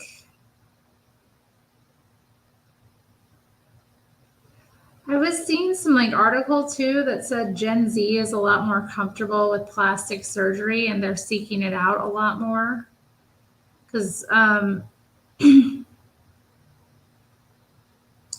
has been all this talk in the media of like Gen Z aging like more rapidly than millennials did and kind of trying to dissect all the reasons why. And I thought that was interesting because I definitely think the younger generation, at least the ones, after me, the Gen Zs, what I've noticed about them is there's a lot of habits that they have.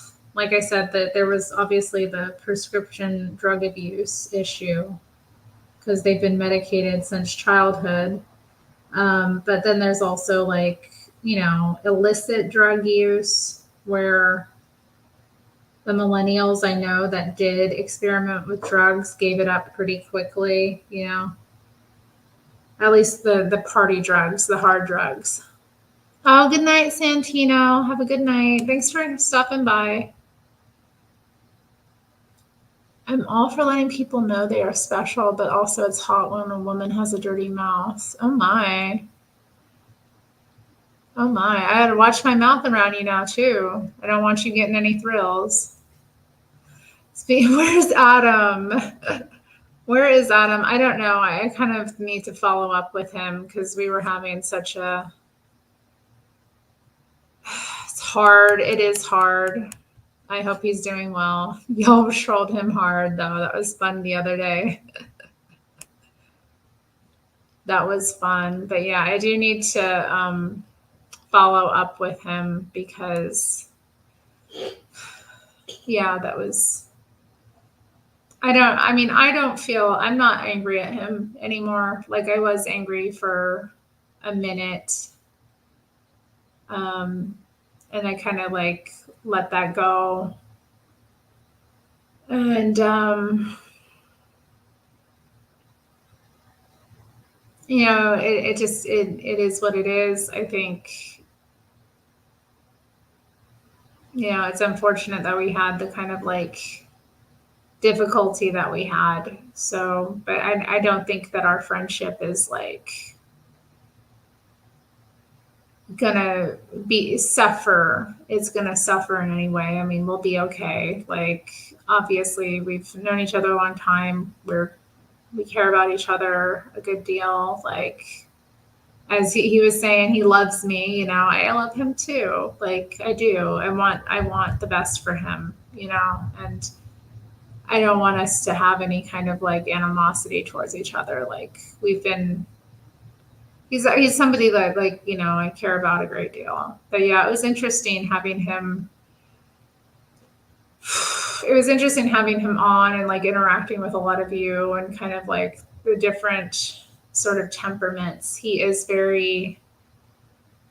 does have these like, there were some things I was listening to our talk, the video we did together, and I was listening to it again and I was like, he does have these kind of beliefs, these limiting beliefs. And I don't know how to navigate that with him, talk to him about that.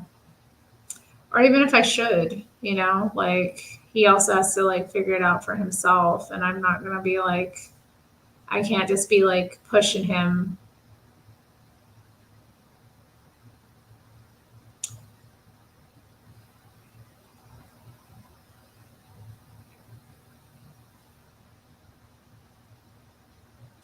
That's true. Doll Snatch has a very dirty mouth. Doll Snatch has the dirtiest mouth I've ever seen. Oh, probably not.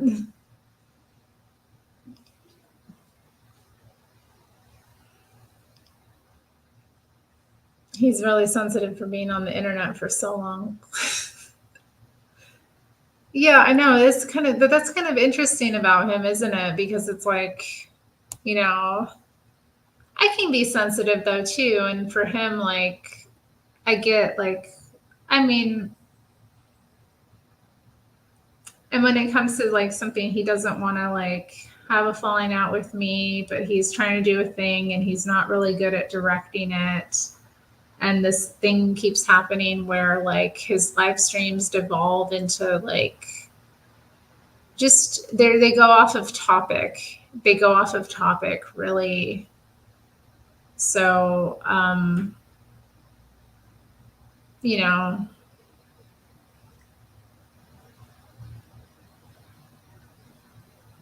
I know, but yeah,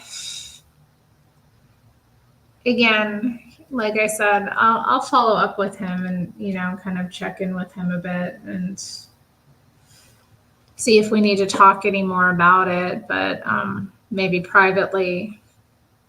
But it was fun to have him on, especially like reading Adam's diary, and then like it ends up being talking with Adam. It was funny too, like Tomas was in the chat and like Frederick, and Matthew was there too, kind of razzing him a bit, but it was just so funny because like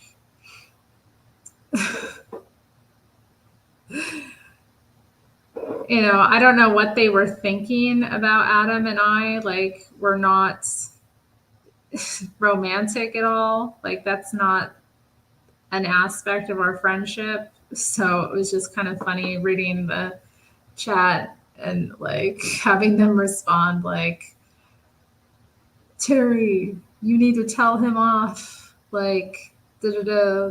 And talk to a man that you're actually attracted to. Like, I was just like, oh my God. Like, it's like, what? I would have pulled up on you 5 hours away. I would have pulled up on you a long time ago. Like,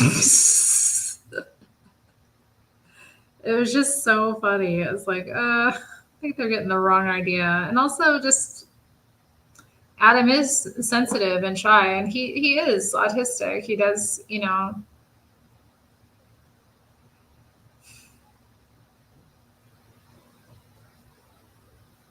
Do you think so? He wants to be romantic? Do you think so?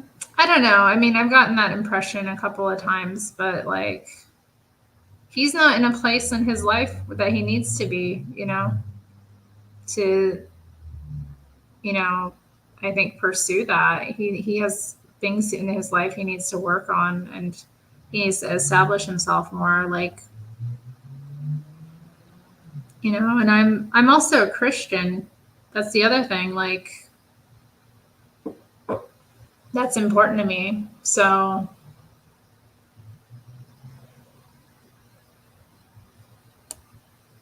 you know what I mean? Like, I wouldn't consider someone who isn't a Christian for dating or marriage. You know, it's not negotiable to me. I'm pretty clear about what I expect and like, you know, what kind of life I want to lead, and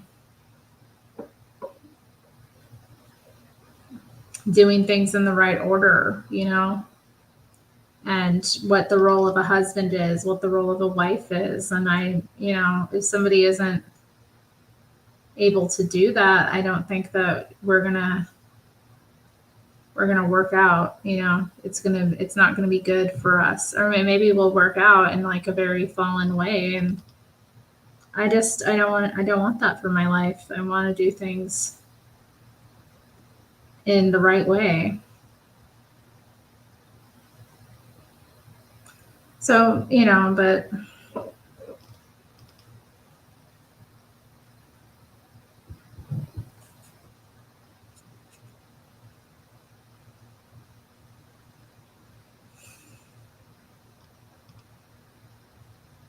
I don't even want to click on these. Oh my goodness. It was pretty immature the way that he proposed that you not associate with certain people. What certain people?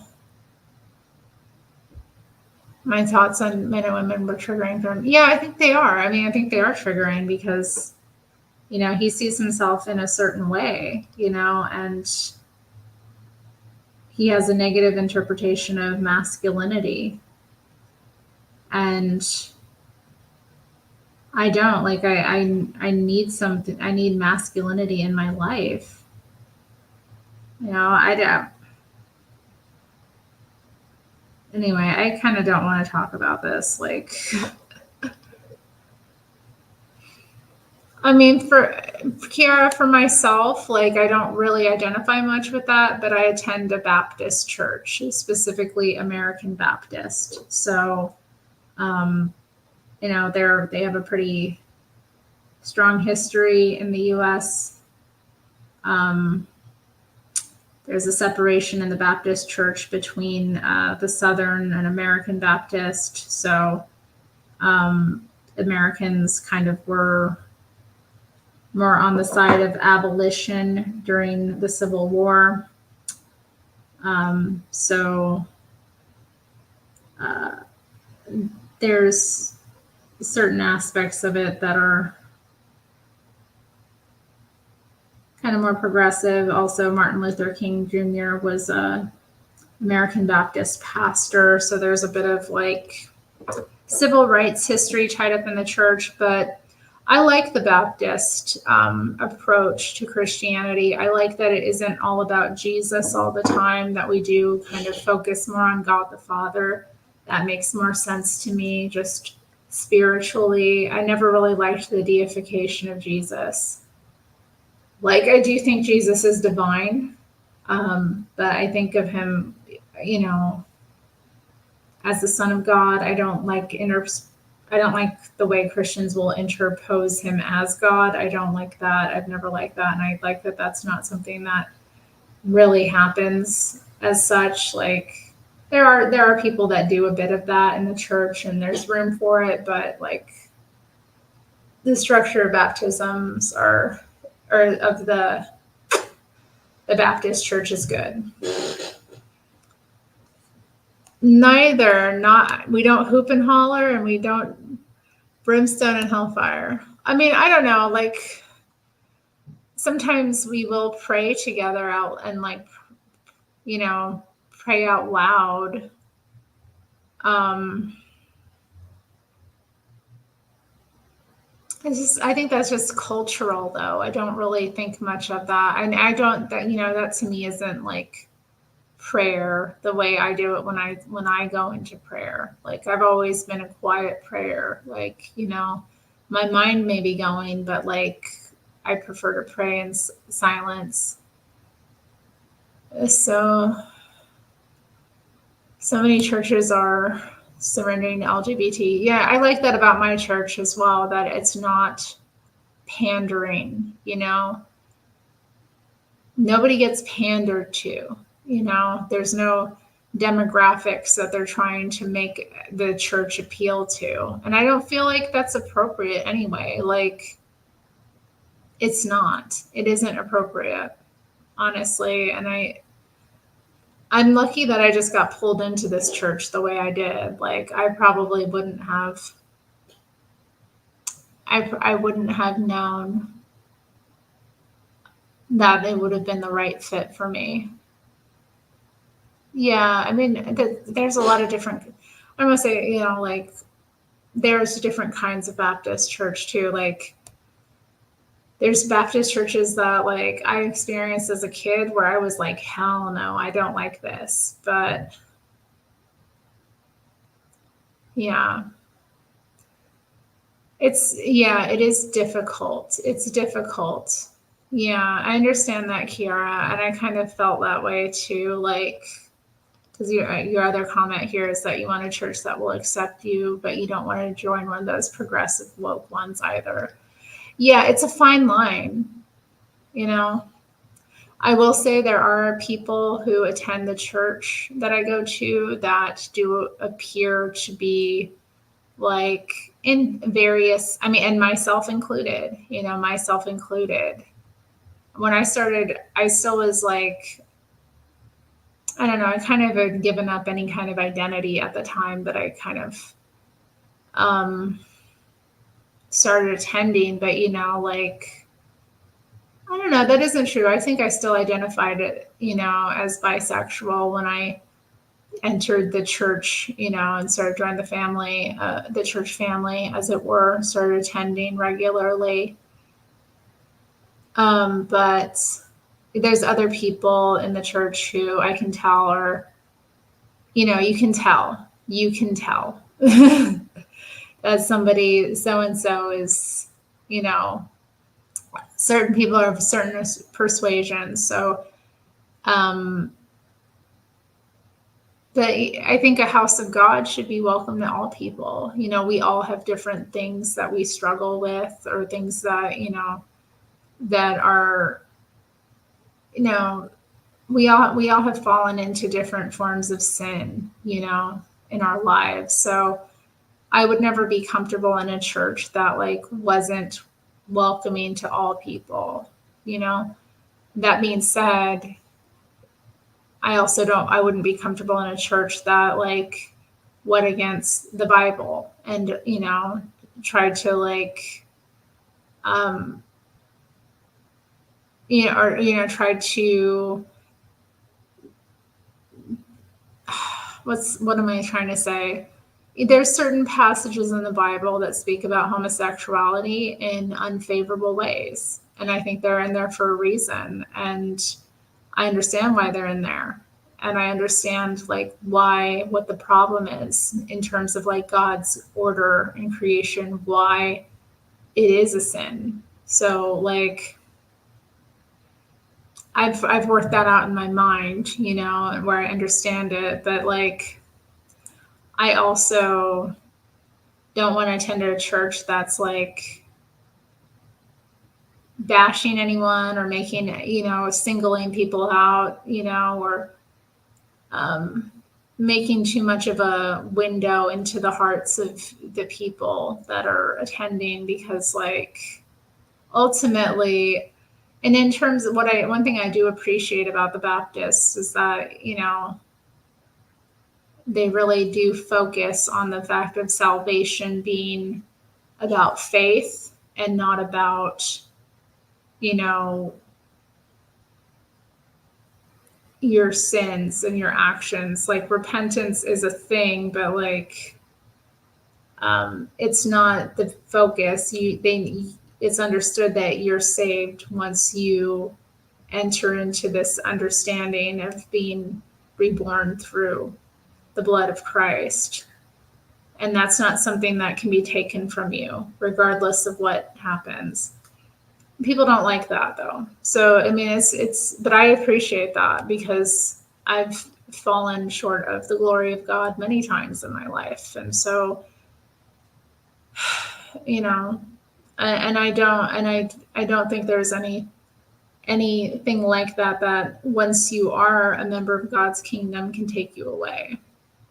But being part of God's kingdom also makes you want to live by his rules. When you have that connection to the living God, when you feel him, when you really are convicted of him, it changes you. I think that's what I've experienced.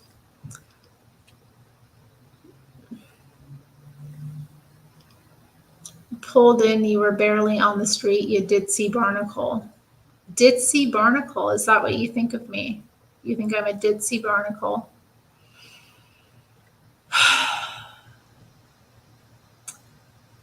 I was invited by my friend, or this woman who I befriended in my neighborhood. I used to get coffee with her. She was an older Black woman. She's turning 85 years old. Oh, I know. She's turning 84 years old this year. She was also in a wheelchair. She invited me to her church, and eventually one Sunday I agreed to go with her, and it was very fitting and the correct thing. It just was, like, meant to be. And it was also one of those, it was also one of those experiences where like it just had to be, it's just where you see God working through people, you know, and he can use anyone. Like he used this elderly woman in a wheelchair to like work in my life to bring me closer to him. It's just interesting.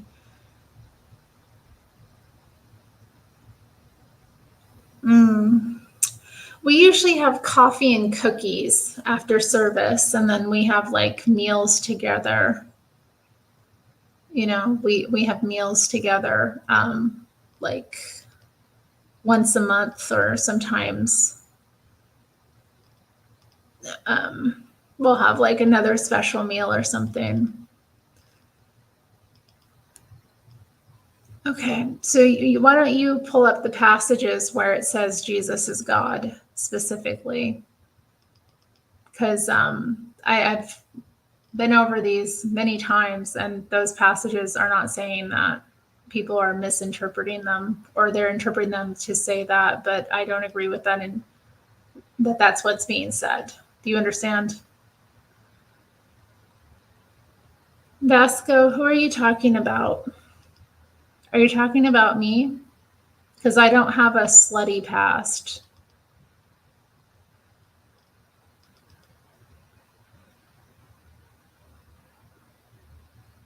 Okay.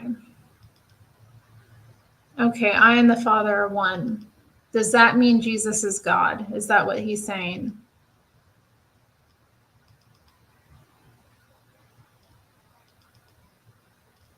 I and the Father are one. Is he saying he is the Father? Or is he saying he's one with the Father?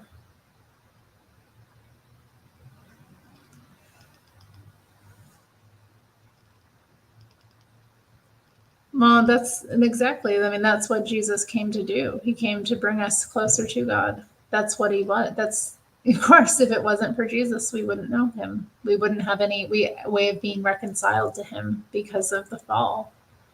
So his sacrifice is what.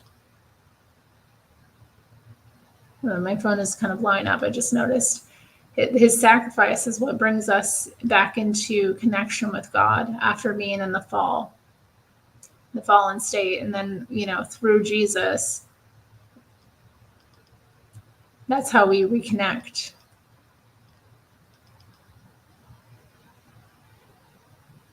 One equals one, not one equals two. Well, I mean, I just don't think that that's what it's saying. I'm talking about the gray-haired bag. Are you talking about my elderly friend? Because I wouldn't say that either about her. She's not. She, how do I put this? She's not that kind of girl. She wasn't. She was married at one point, but her husband was a philanderer, a womanizer. And it was so interesting with her because she would talk about him and she'd get so angry. You know, it was interesting watching her. She'd be so angry and she'd just be like, I don't see her much anymore because she got put in a nursing home, although I am planning to visit her soon. So yeah,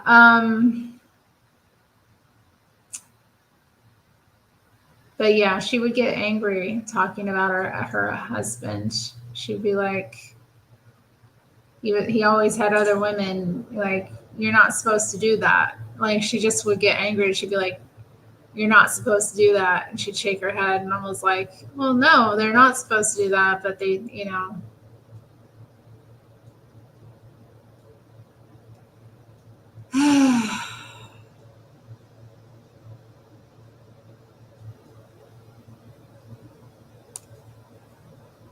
Behold, the virgin shall conceive and bear a son, and they shall call him his name Emmanuel, which means God with us.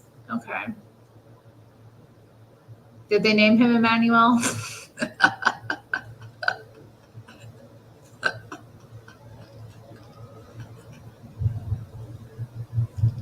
again, I believe Jesus is divine. I believe he is of divine, but I think there's a separation, or there's a difference between the Son and the Father. So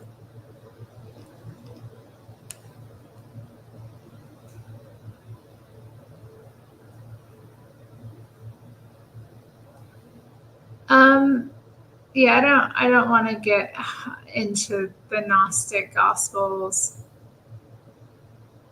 The God of the Old Testament is shown to be a liar. I think when reading the Old Testament, the God of the Old Testament makes sense. I don't have a problem reconciling with him. I understand. Bosco, I think that's the wrong assumption to make. I think she's upset that she did love him very much. She was very in love with him. That was clear from the conversations we had. She was very in love with this man. She thought the world of him, and he mistreated her. And I don't think it was that she's angry that she didn't cheat on him back. I think she was angry that she loved this man so much and that he, hurt her in those ways and that he ran off.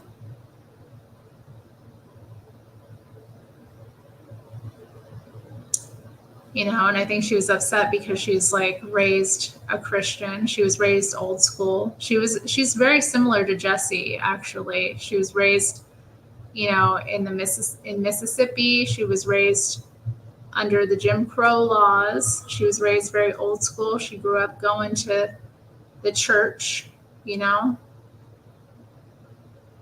so she has all of these beliefs and values that are old school. Bosco, I think you need to calm down.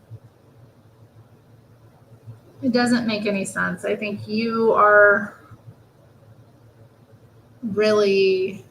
you don't know this woman at all. And if you had her in front of you, I think you would be ashamed to say these things. Like, honestly, you should not talk about people this way. Like, I don't know what's going on with you. You're getting a thrill about it. I don't think women are not like men in that way. And it isn't hard if she wanted to cheat on him, it would not have been hard for her to do. It's not that hard to get a man to sleep with you. It's very easy when you're a woman to get men to sleep with you. I don't know if you realize that, but men are out here throwing their dicks in our faces left and right, trying to get some. If you want it as a woman, you can get it.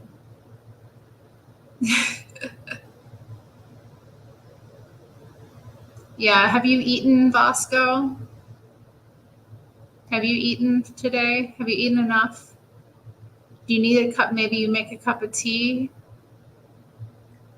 Make yourself some tea, or maybe you need a nap.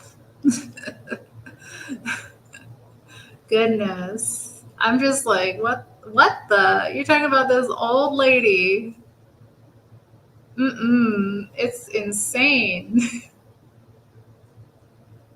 She married an ogre in her mind. She hated that. I think she just hated that she loved him so much. I think and to me, it was kind of interesting.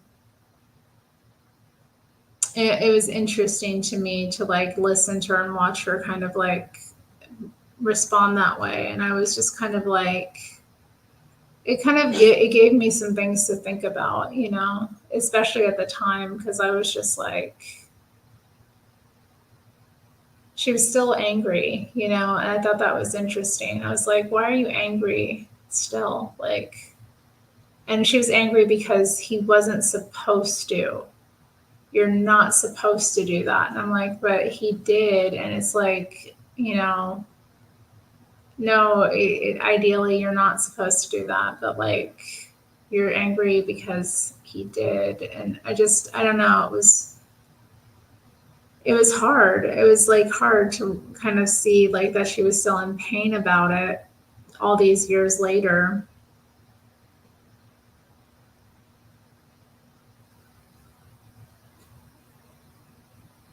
Like it really badly affected her. He had the variety, so she wanted it too. Bosco, women and men are different, Bosco.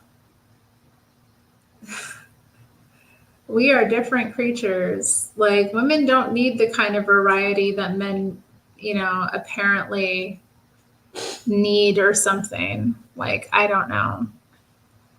Women don't have the same kind of temperament. I mean, some do, but I think you're kind of projecting.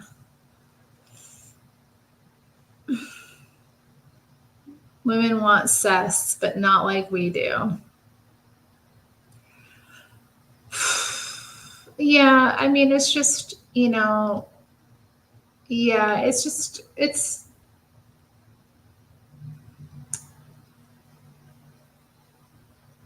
I mean, I don't know. I know that there are women. I know that there are women who are, more inclined than others in certain ways. I know that there are women who cheat on men. I know that but I think women, yeah, I just, for the variety thing, I don't think women cheat for variety. I think when women cheat, it's usually like for other reasons. Does that make sense? Like, I think when women kind of go out of their marriage, it's usually like either it's due to like, I think it's usually, sometimes it's about getting back at the man. Like if he cheats, she'll cheat just to get like her self-respect back. I've seen women do that. Women might do it because of like emotional, like the rush of it, that they want to feel desired, that kind of thing, and their husband doesn't make them feel that way. But I don't know. Like it, I don't think she does not have the temperament of a woman who is not steadfast and loyal. Like she kind of does, and I think she was. No, there's not. These are not good reasons, Matthew. They're not good reasons. They're not good. Do they sound good? They don't sound good to me. They don't sound good to me. They sound very not good to me. So, women are programmed to have babies. Are we? Are we programmed to have babies?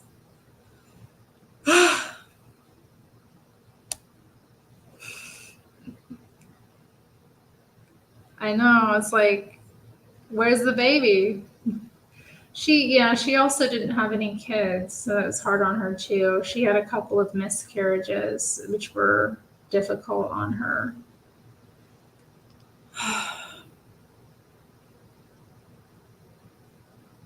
Abe, you don't know that, Abe. That's ridiculous. Well, y'all are crazy. Y'all are crazy. Yeah, what are you even saying? Like that's enough. Yeah, shh. Put a bride on your tongue.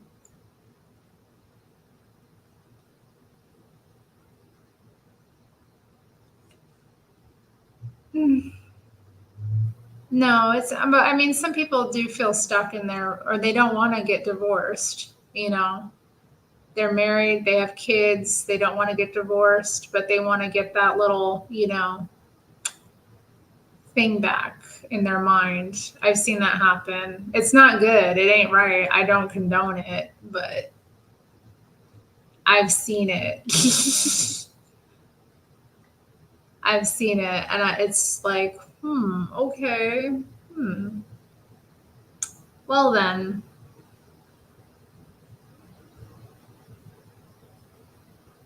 Not the skull and bones. No. That was so funny. Was it JLP today that was talking about the skull, or where they were talking about the skull and bones?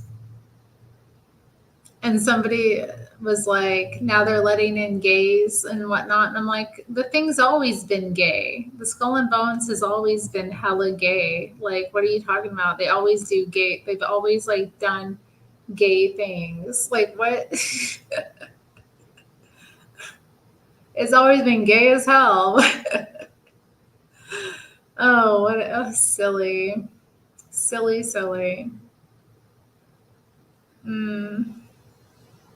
Like, they're letting gays in. They're letting women in. Yeah, which was weird. I was like, they're letting women in. Multiple men under oath testified in court about having sex with Nikki. Nice. Does that make it true? Because like we could look at like the E. Jean Carroll situation with Trump, you know?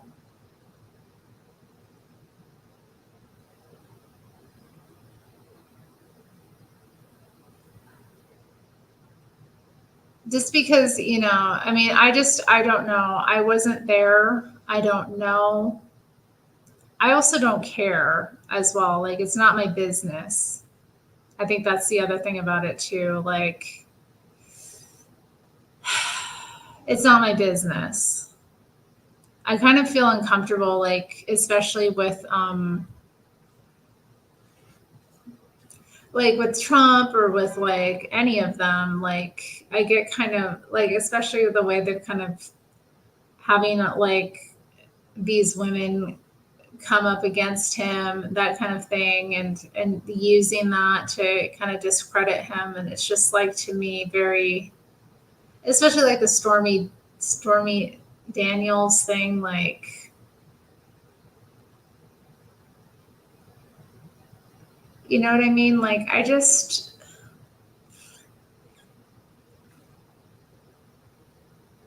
find it like all very,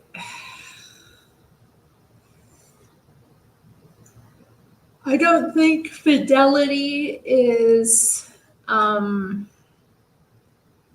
think fidelity is a good thing. I respect it.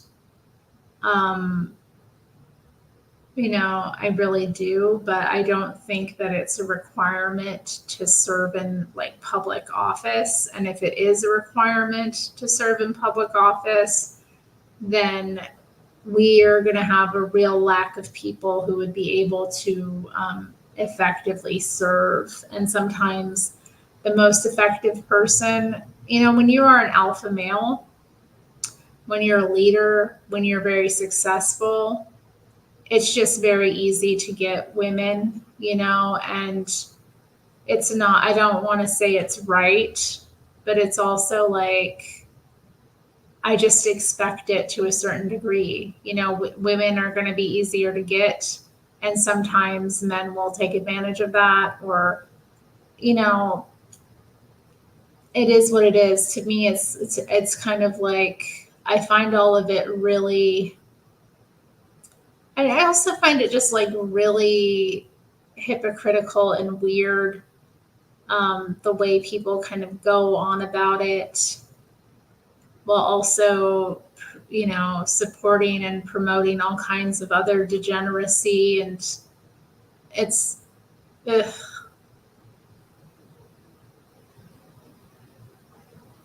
Well, I mean, yeah, I wish you luck. Maybe one day you'll find out what it's like, and then you'll find out if you have a psychic connection.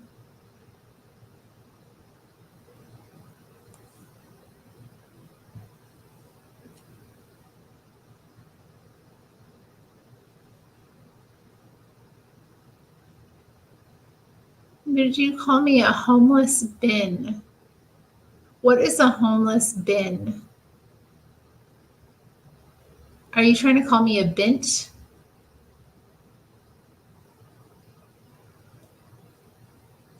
Yeah, I think there's something to it as well, but like, We're talking about Trump and the, like, you know.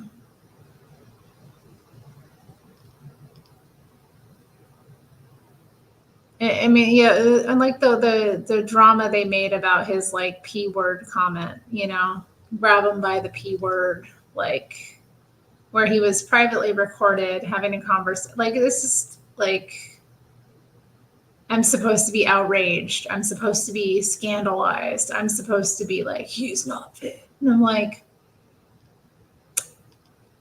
the thing about him and the way that the media kind of goes after him and villainizes him, and it's just, I think it causes more people to support him because he's like this underdog. And people see him being persecuted and people see the unfairness and the injustice of it. And they're just like, it makes him even more appealing, you know? Whatever. Yeah, I know. It's just like, come on, like, this is the case with most successful, like, alpha type men, okay, who end up in these, like, positions of power and leadership. They have a lot of testosterone and women are attracted to them, okay? It's a recipe for indiscretion to happen, okay? It just is. And, you know, but I don't know for a fact. I don't know for a fact any of these things.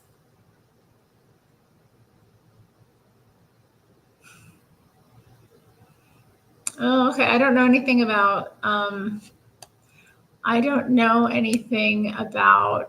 Willie Brown. I don't know anything about Kamala with Willie Brown. The Fannie Willis thing was a mess. A mess. I don't know what else to say about that. Yeah, I mean, again, like people are scandalous out here. People are scandalous out here.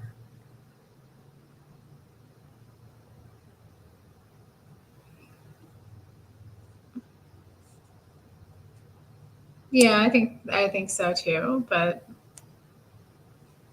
anyway, y'all, I'm gonna go. I've been on long enough. I think it's time for me to wind down. My nails are painted. They're not done. I'm gonna do a little bit more to them tomorrow, but I want them to fully dry before I'm gonna sponge another color on them to give them a kind of like ombre effect. So that'll be exciting. Maybe I'll go live when I'm doing that. We'll see. Maybe not. But thank you all for being here, for chatting with me.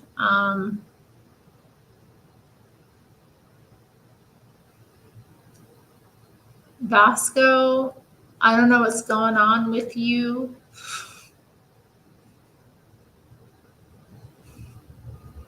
I don't know how to respond to what you're saying, but I wish you well. You're going to go do men things. I'm going to go do girl things. We'll meet again another time. I wish you all well. Have a good night. Take care of yourselves. Peace.